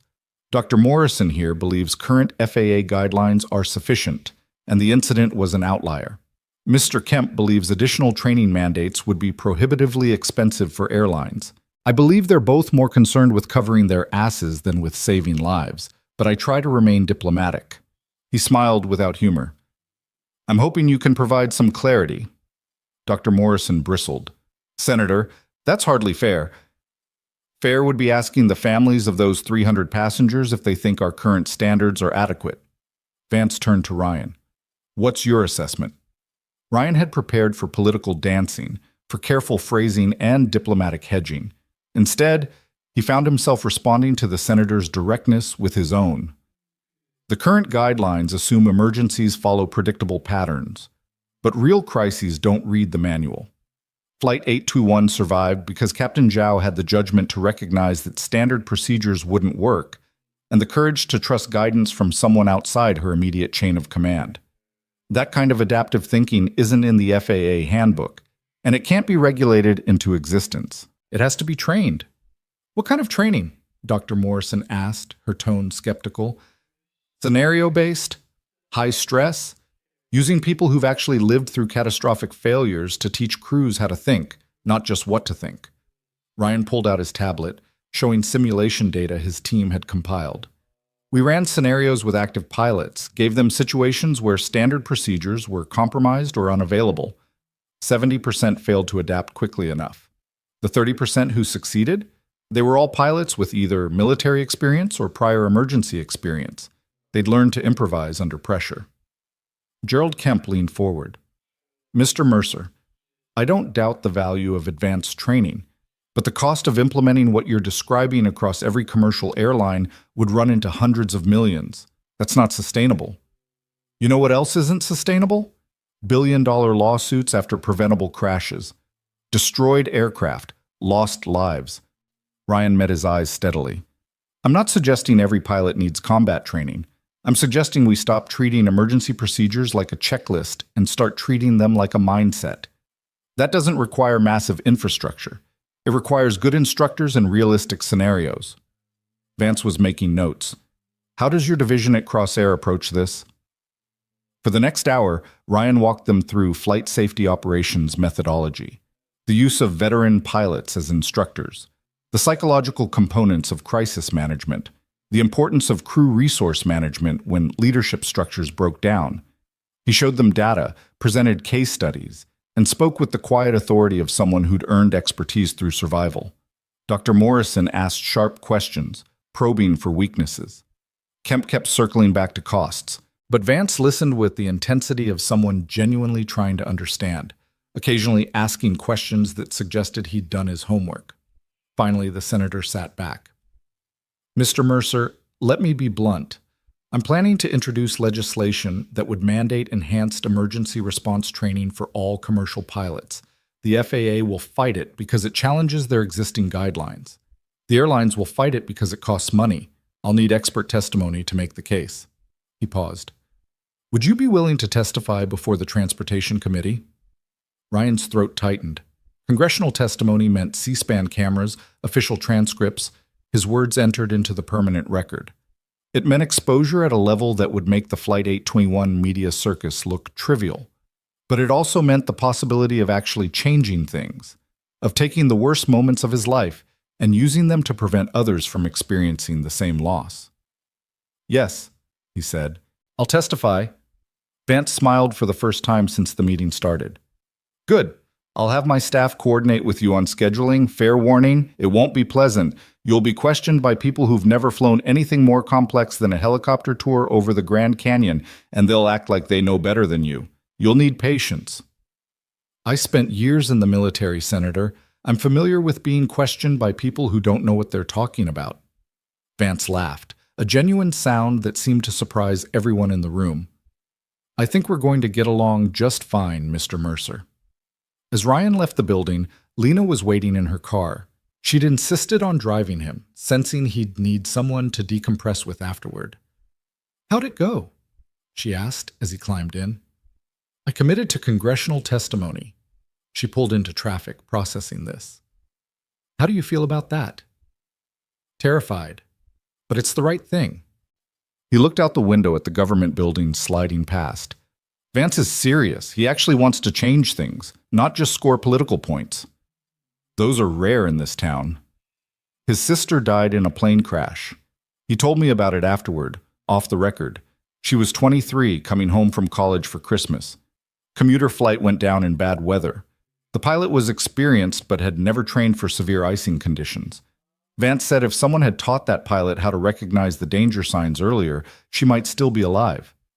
Lena was quiet. So this is personal for him. Everything important is personal for someone. Ryan thought about Sarah, about Captain Mitchell, about all the names on the memorial walls he tried not to visit. That's what people forget. Statistics are just people with the names worn off. They drove in comfortable silence for a while. Finally, Lena spoke again. The family's ceremony is this Saturday. Are you ready? No, but I'm going anyway. The Maritime Museum sat on the Seattle waterfront, a modern building of glass and steel that somehow managed to honor the past while looking toward the future. Ryan arrived early, at Lena's suggestion, to avoid the crowd. Emma was with Mrs. Chen for the day. He'd tried to explain where he was going, but how do you tell a 7-year-old that you're meeting people you saved without making it sound like you're special? Amy found him standing by a window overlooking Elliott Bay, watching ferries cut white lines through gray water. You came, she said, sounding relieved. Said I would. I know, but saying and doing are different things, especially for something like this. She stood beside him, both of them looking out at the water. I've met about 50 families so far. They keep thanking me. Some of them cry. One woman gave me a photo album of her grandkids, said she gets to watch them grow up because of what we did. I don't know how to carry that. You don't carry it. You just acknowledge it and keep living. Ryan turned to face her. The weight doesn't get lighter, Amy. You just get stronger. The ceremony started at 2 p.m. The museum had set up a private gallery, closing it to the public for the afternoon. Around 200 people filled the space, passengers, their families, the flight crew, rescue personnel.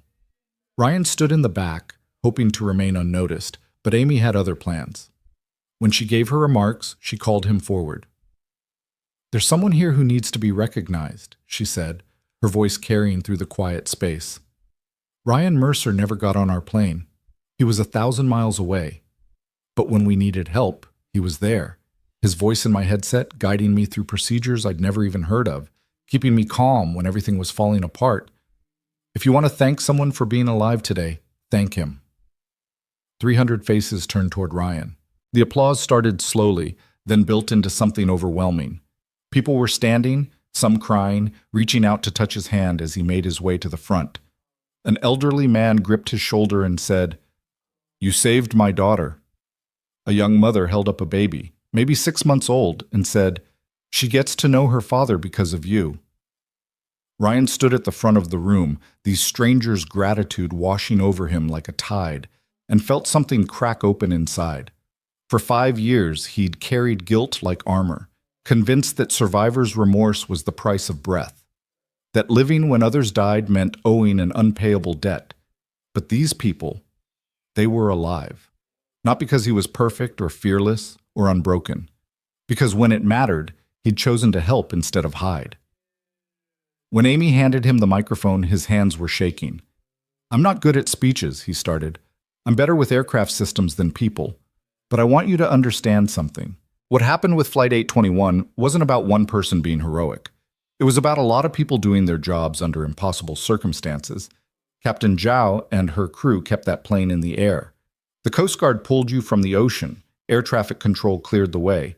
Maintenance teams had kept that aircraft safe for thousands of flights before that day. I just connected some dots." "You saved our lives," someone called out.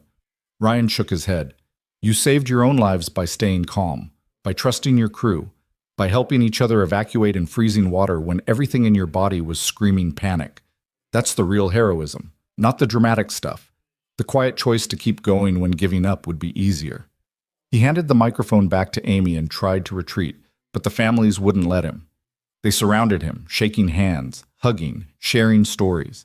A teenage girl told him she wanted to be a pilot now. A businessman said he'd started volunteering with veteran support organizations because Ryan's story inspired him.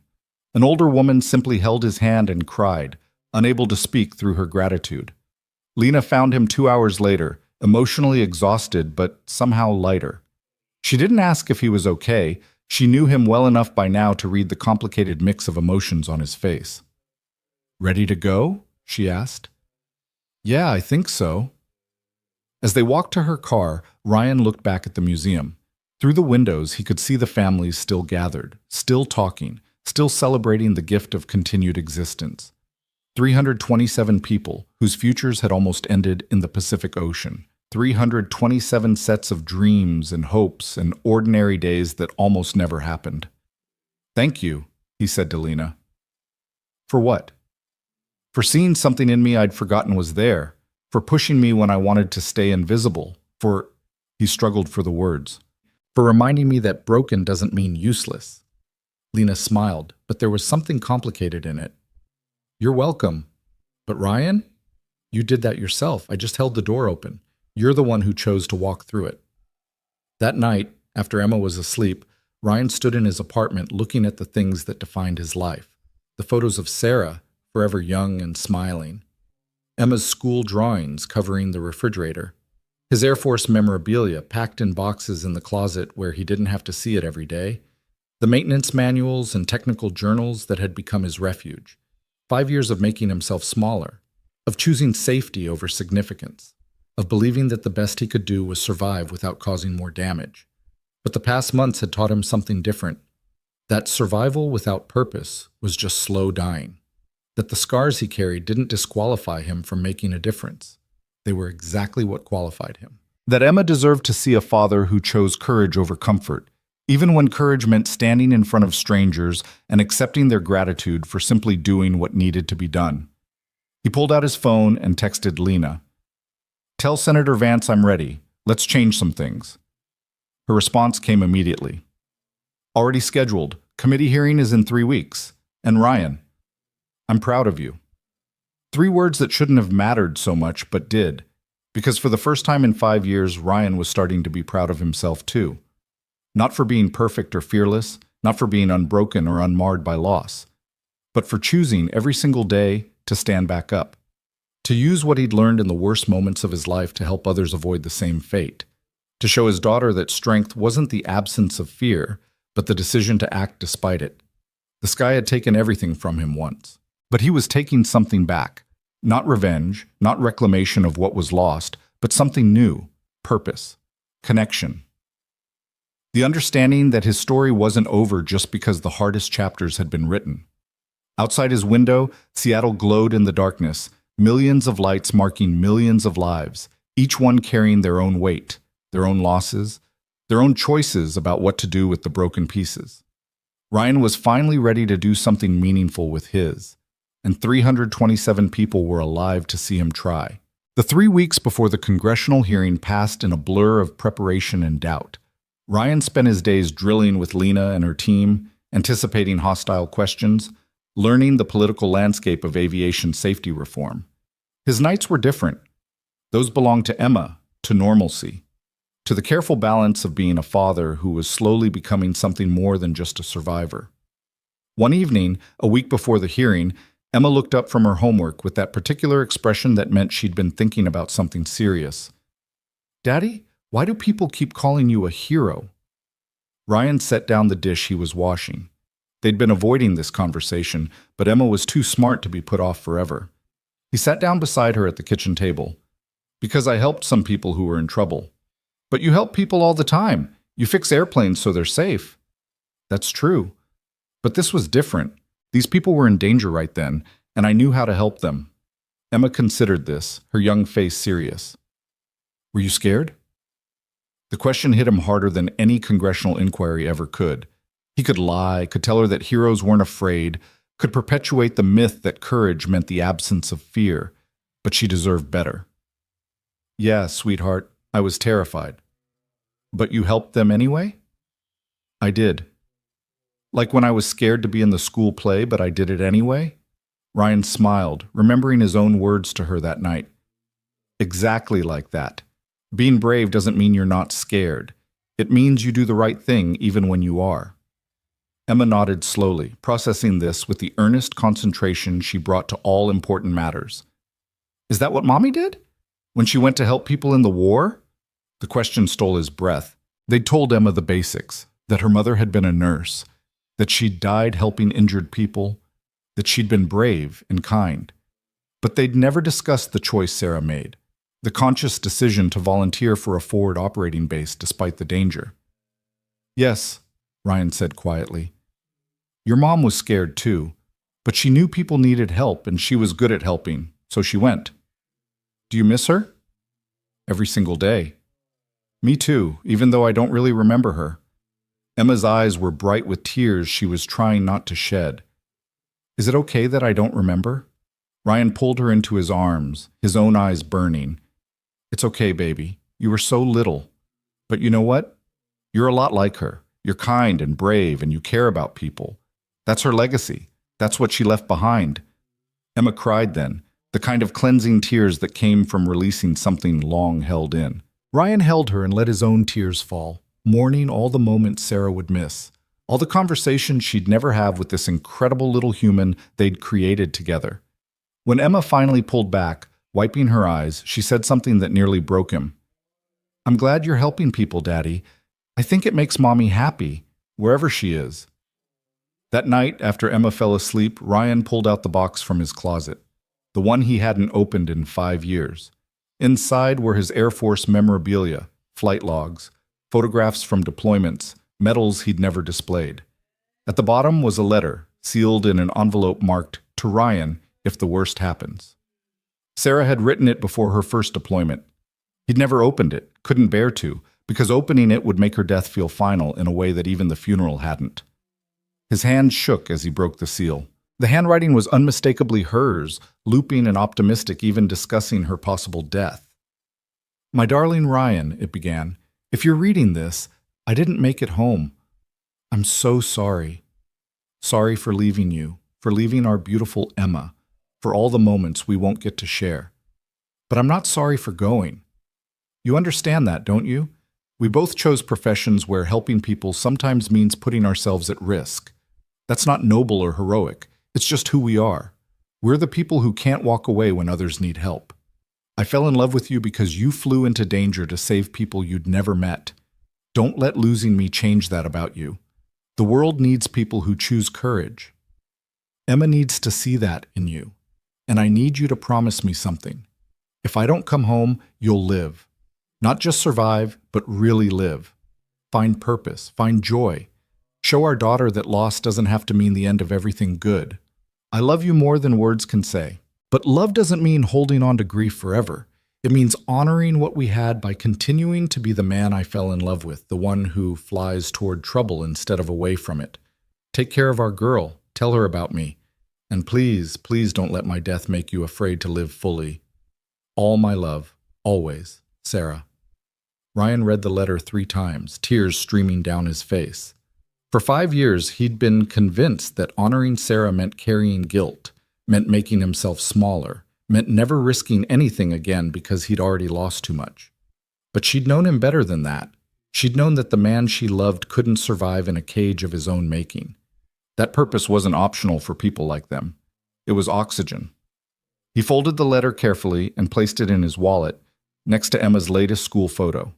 It was time to stop surviving and start living.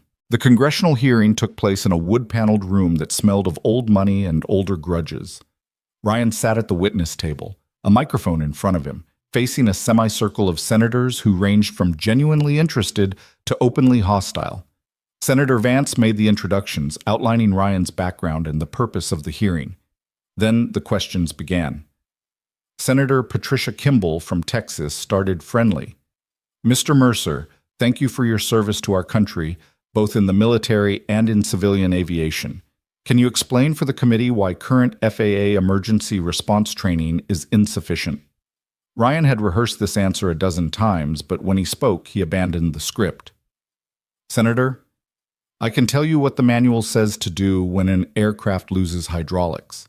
I can recite the emergency procedures word for word. But when Flight 821 was falling out of the sky, the manual wasn't enough. Captain Zhao needed to understand the principles behind those procedures so she could adapt them to a situation nobody had planned for. That's what current training doesn't teach, the why behind the what. We're training pilots to follow recipes when we should be teaching them to cook. Senator Marcus Webb from Illinois was less friendly. Mr. Mercer, do you have any idea what it would cost to implement the training protocols you're suggesting? We're talking hundreds of millions of dollars across the industry. I'm aware, Senator. Do you know what Flight 821 cost? $100 million aircraft at the bottom of the Pacific. Potential lawsuits that would have exceeded $1 billion. And that's just the money. How do you calculate the cost of 327 people who would never go home again? We can't prevent every accident. No, we can't. But we can give pilots the tools to survive the ones that happen. Flight 821 proves that. Ryan leaned forward. Ryan leaned. Senator, with respect, the question isn't whether we can afford better training. It's whether we can afford not to have it. Every pilot who doesn't know how to adapt in a crisis is a potential catastrophe waiting to happen. The questioning continued for over an hour. Some senators asked about specific technical procedures. Others focused on costs and implementation challenges. Senator Vance guided the discussion when it veered off course, but mostly let Ryan speak for himself. Then Senator Caroline Morris from New York asked the question Ryan had been dreading. Mr. Mercer, I've read your service record. Operation Guardian Eagle.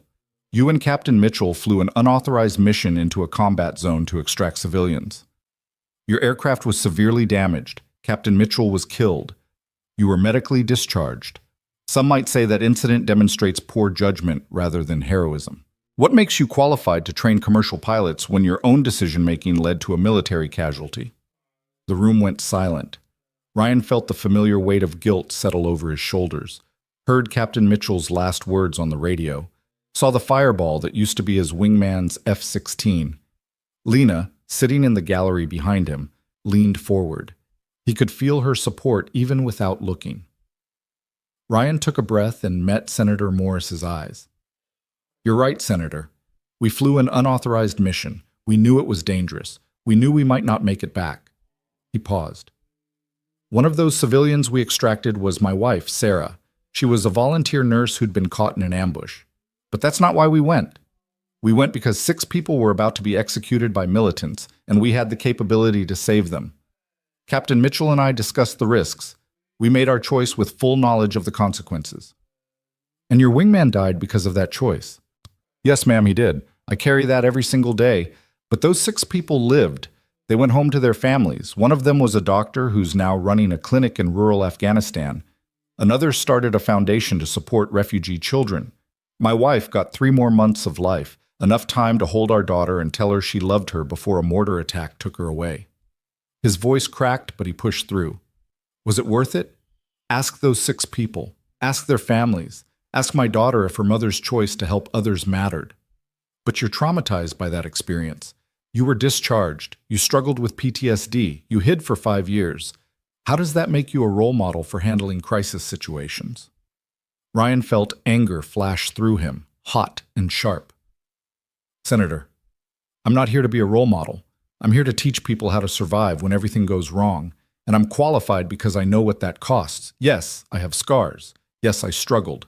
But those scars taught me things no classroom ever could, that fear is manageable, that impossible situations have solutions if you're willing to think clearly under pressure, that giving up is a choice, and so is fighting. You want pilots who've never failed, who've never been broken, who've never faced their own mortality. Those pilots will freeze the first time something truly catastrophic happens. You want pilots who know darkness and chose to keep flying anyway? That's what I can teach. Senator Morris sat back, her expression unreadable. Senator Vance was almost smiling. Any further questions? Vance asked the committee. There were a few more, mostly technical, but the energy had shifted. Ryan had laid himself bare, shared the rawest parts of his story, and in doing so had made his point more powerfully than any prepared testimony could have. When the hearing concluded, Ryan stepped down from the witness table feeling simultaneously drained and liberated. Lena met him in the hallway. That was incredible, she said.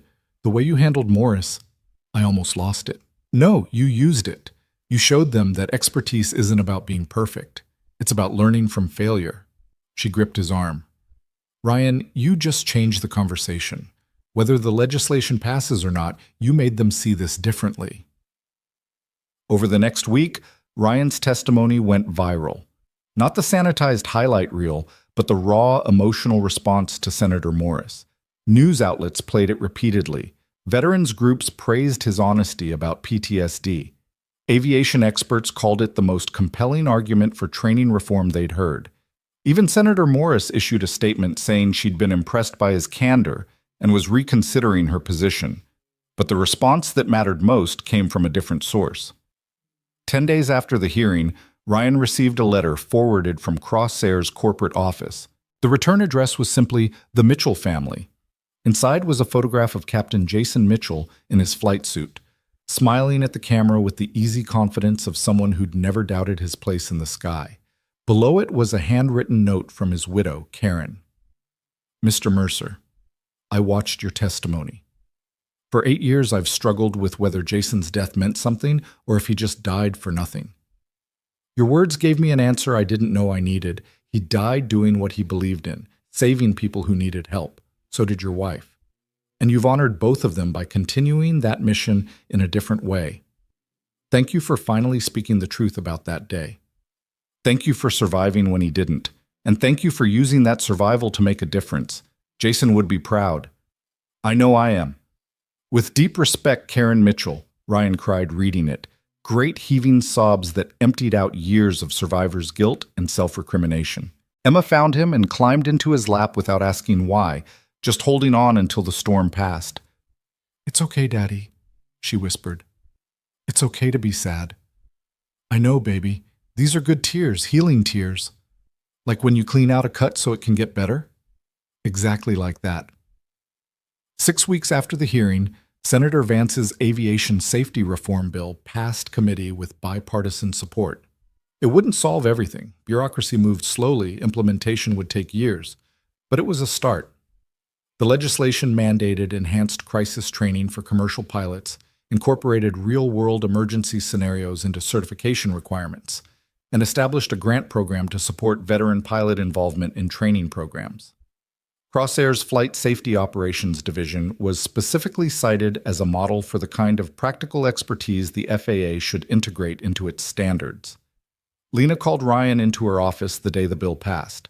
When he arrived, she was standing by her window with 2 glasses and a bottle of whiskey that looked older than both of them. Celebrating? Ryan asked. Acknowledging. She poured 2 fingers into each glass and handed him one. 6 months ago, you were a maintenance tech who wanted to be invisible. Today, you changed federal aviation policy. That deserves acknowledgement.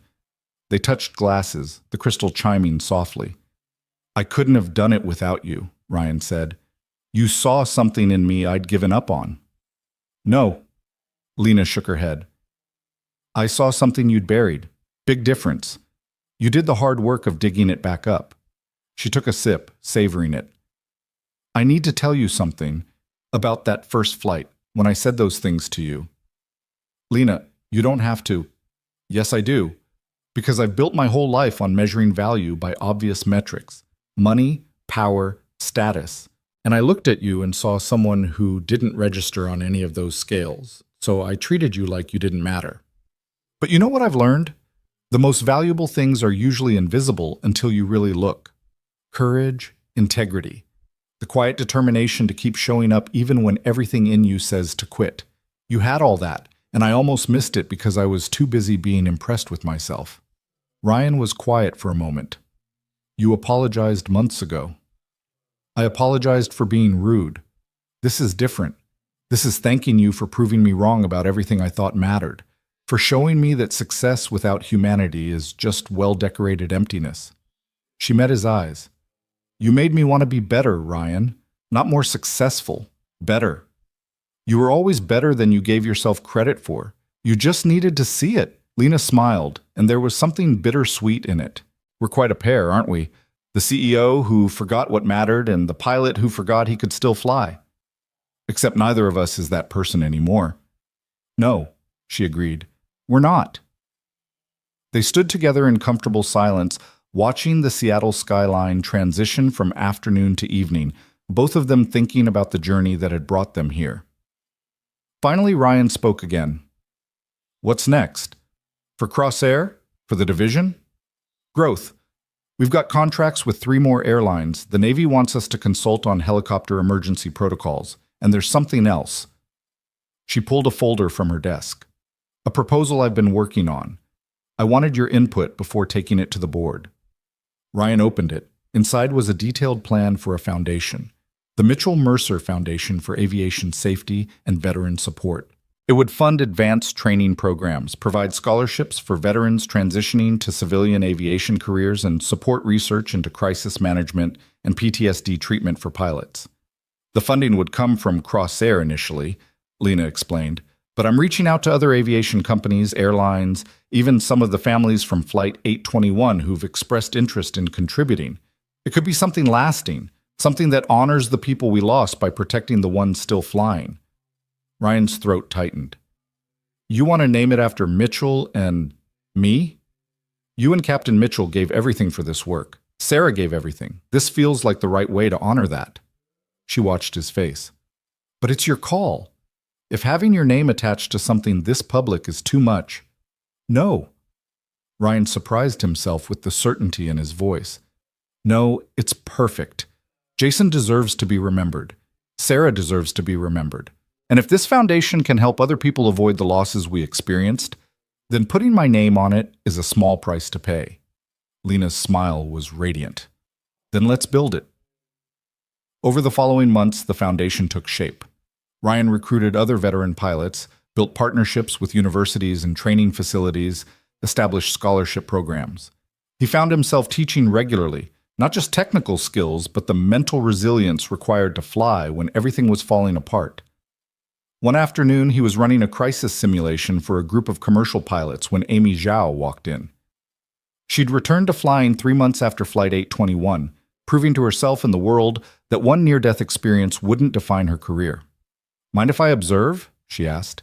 Only if you're willing to jump in and share your perspective. She did, offering insights that only someone who'd lived through a ditching could provide. The pilots hung on her every word, asking questions that went beyond procedure into the psychological reality of crisis management. After the session, Amy pulled Ryan aside. I've been thinking about something. David, my first officer from Flight 821, he's struggling, hasn't been able to get back in a cockpit. Says every time he tries, he has panic attacks. That's not uncommon. The trauma response can be delayed. I know, but he's a good pilot, Ryan. He doesn't want to give it up, but he doesn't know how to get past the fear. She hesitated. Would you talk to him? Not as an instructor, as someone who's been there. Ryan met with David Mendez the following week at a quiet coffee shop. The younger man looked haunted, dark circles under his eyes, hands trembling slightly as he gripped his cup. Amy says you struggled with PTSD, David said, after your service. Still do sometimes. It gets better, but it doesn't disappear. How do you deal with it? How do you get back in the cockpit when your body is screaming that flying means death? Ryan thought about his answer carefully. You don't fight the fear. You acknowledge it. You respect it. Fear is your brain's way of trying to protect you from danger. The problem is it can't always distinguish between real danger and remembered danger. So you have to retrain it. How? Small steps, gradual exposure, and understanding that healing isn't linear. You'll have good days and setbacks, and both are normal. Ryan leaned forward. David, you survived something catastrophic.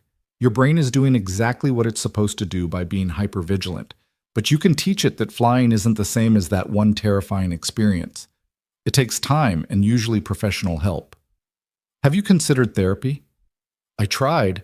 The therapist didn't understand aviation, kept suggesting I find a different career.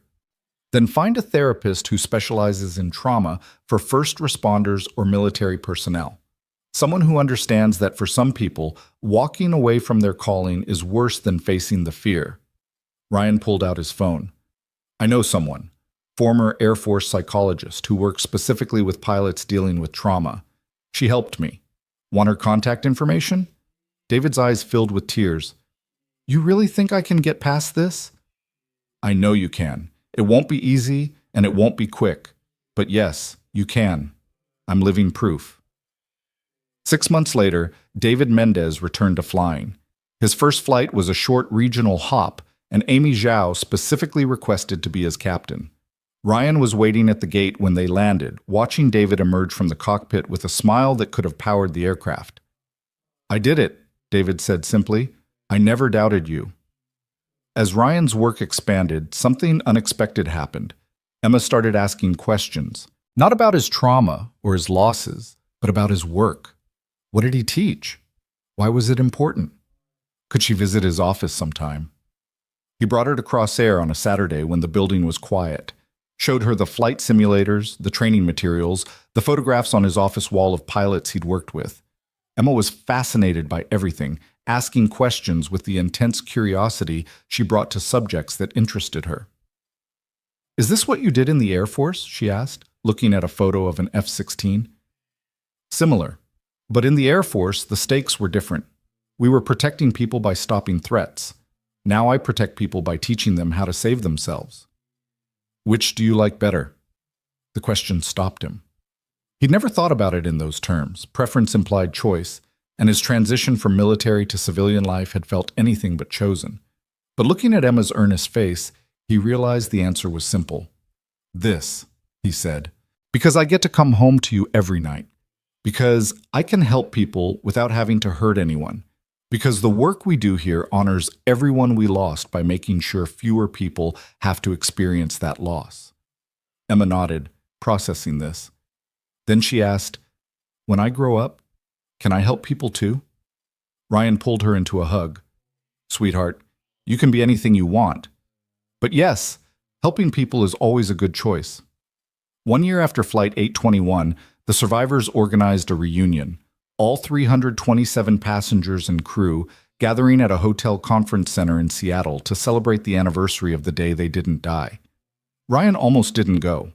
The thought of that much concentrated gratitude still made him uncomfortable. But Lena convinced him, and more importantly, Emma wanted to come. "I want to meet the people you saved," she'd said with the absolute certainty of childhood.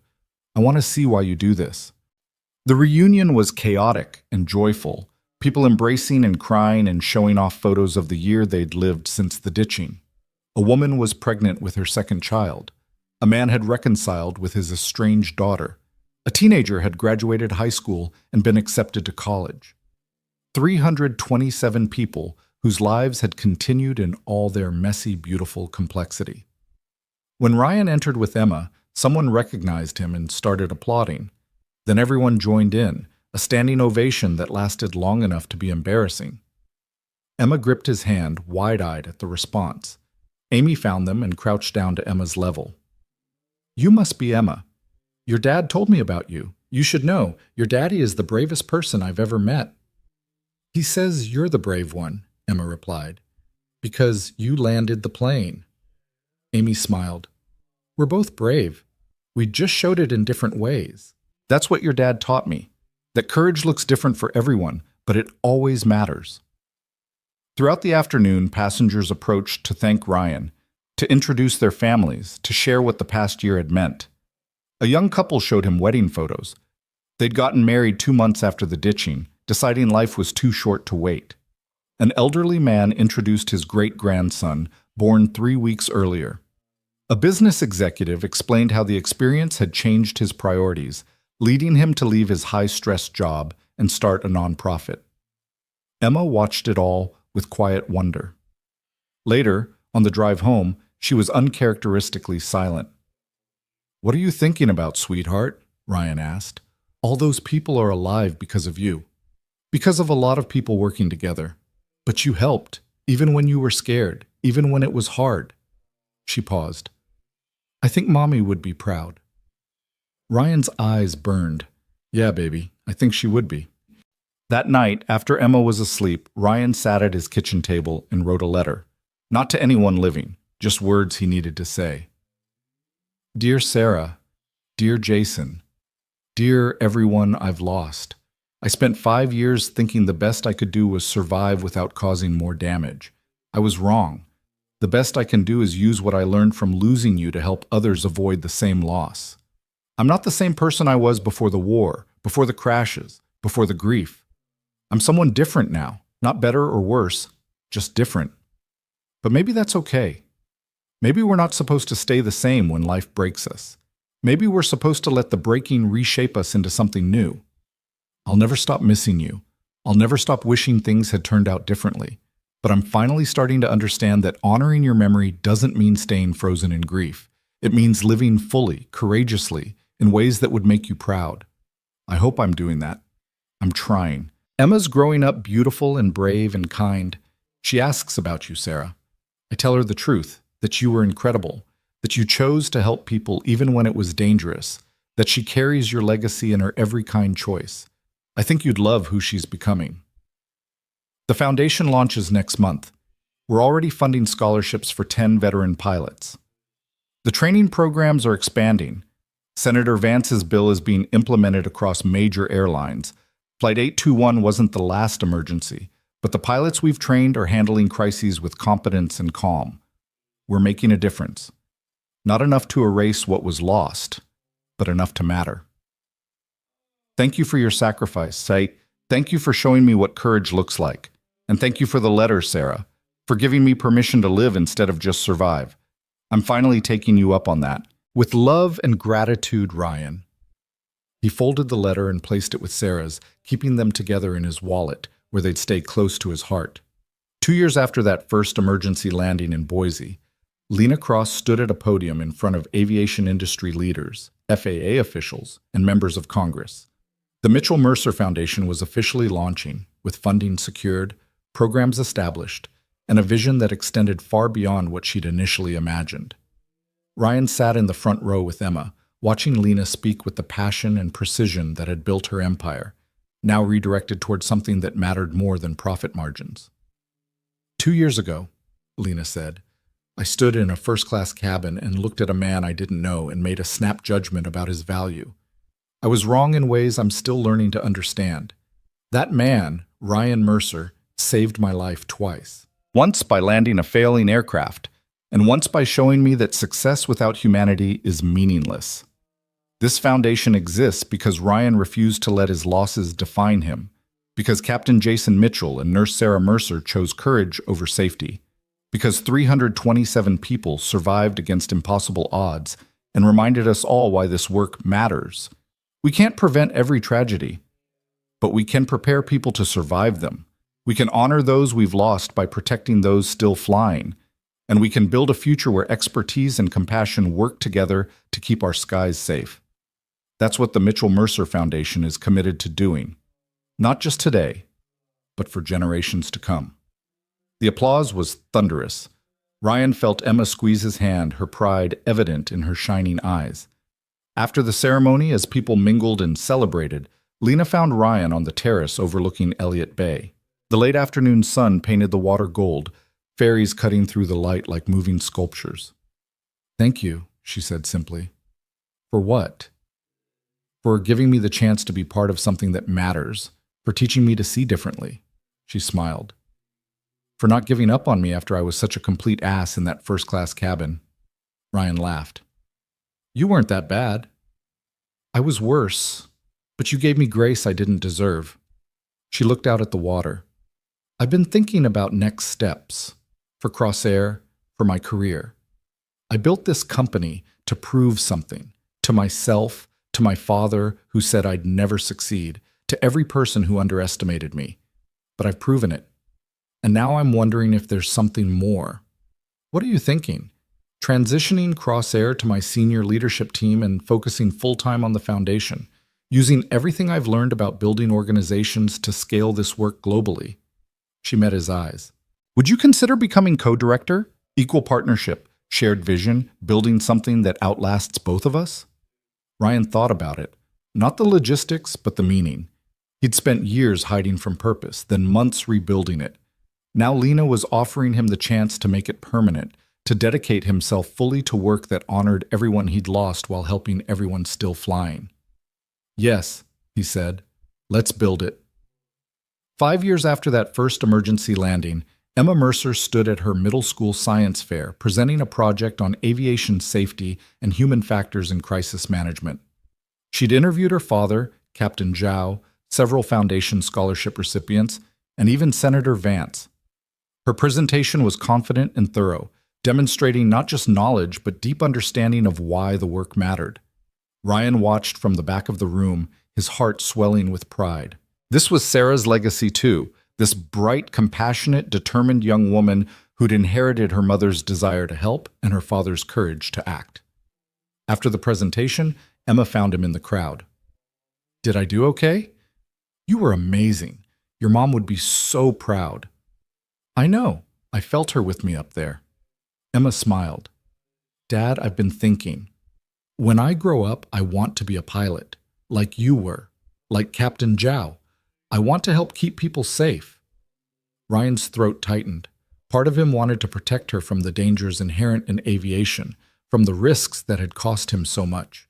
But a larger part, the part Sarah's letter had awakened, knew that trying to keep her safe by limiting her dreams was the worst kind of protection. Then we'll make sure you get the best training possible, he said, and I'll be there every step of the way. That evening, Ryan stood in his apartment, larger now, filled with photos documenting a life being actively lived rather than merely survived. Pictures of Emma at various ages, photos from foundation events, candid shots of the Flight 821 reunion, a framed newspaper article about the legislation passing, and on the mantle, in a place of honor, the photos of Sarah and Jason, not hidden away in boxes, but displayed proudly alongside the life that continued because of their sacrifice. His phone buzzed. A text from Lena. Just got confirmation. The foundation is expanding to Europe and Asia. We're going global. This is really happening. Ryan smiled and typed back. Of course it is. We built it to last. He walked to Emma's room and stood in the doorway, watching her sleep. She was 12 now, on the edge of adolescence, her face still holding traces of childhood, but beginning to show the woman she'd become. So much of Sarah in her features, in her spirit, in her fierce determination to make a difference.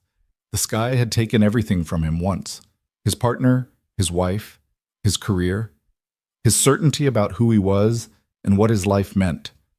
The wreckage of those losses had seemed insurmountable, a crater too deep to climb out of.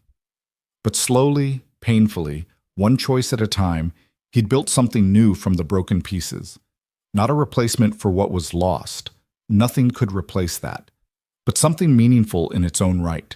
A foundation that would save lives. A daughter who understood courage. A purpose that honored the past while building toward the future. He thought about Lena, about their unlikely partnership born from her initial judgment and his quiet competence.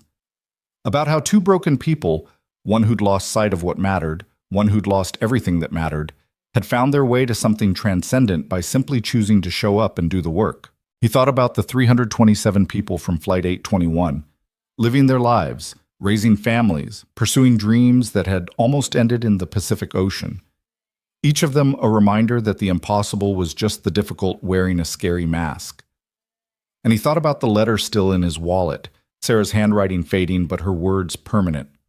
Love doesn't mean holding on to grief forever. It means honoring what we had by continuing to be the man I fell in love with. Ryan had spent 5 years learning that lesson, but he finally understood it now. Survival wasn't the goal. Living was. Being broken wasn't the end. It was the beginning of becoming something new.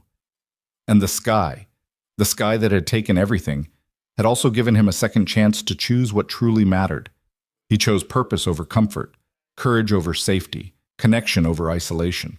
He chose to teach others how to survive their own impossible moments, to build something lasting from temporary loss, to show his daughter that strength wasn't the absence of scars, but the decision to keep flying despite them.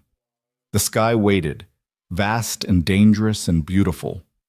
Ryan Mercer was finally ready to meet it on his own terms, not as the broken pilot hiding from his past, but as the man who'd learned that broken pieces could still build cathedrals if you had the courage to keep stacking stones. The foundation would continue, the work would expand, lives would be saved. And every time a pilot landed a dying aircraft, every time a crisis was managed with competence and calm, every time someone chose to help instead of hide, Ryan would know that the worst moments of his life had been transformed into something that mattered. That was enough. More than enough. It was everything.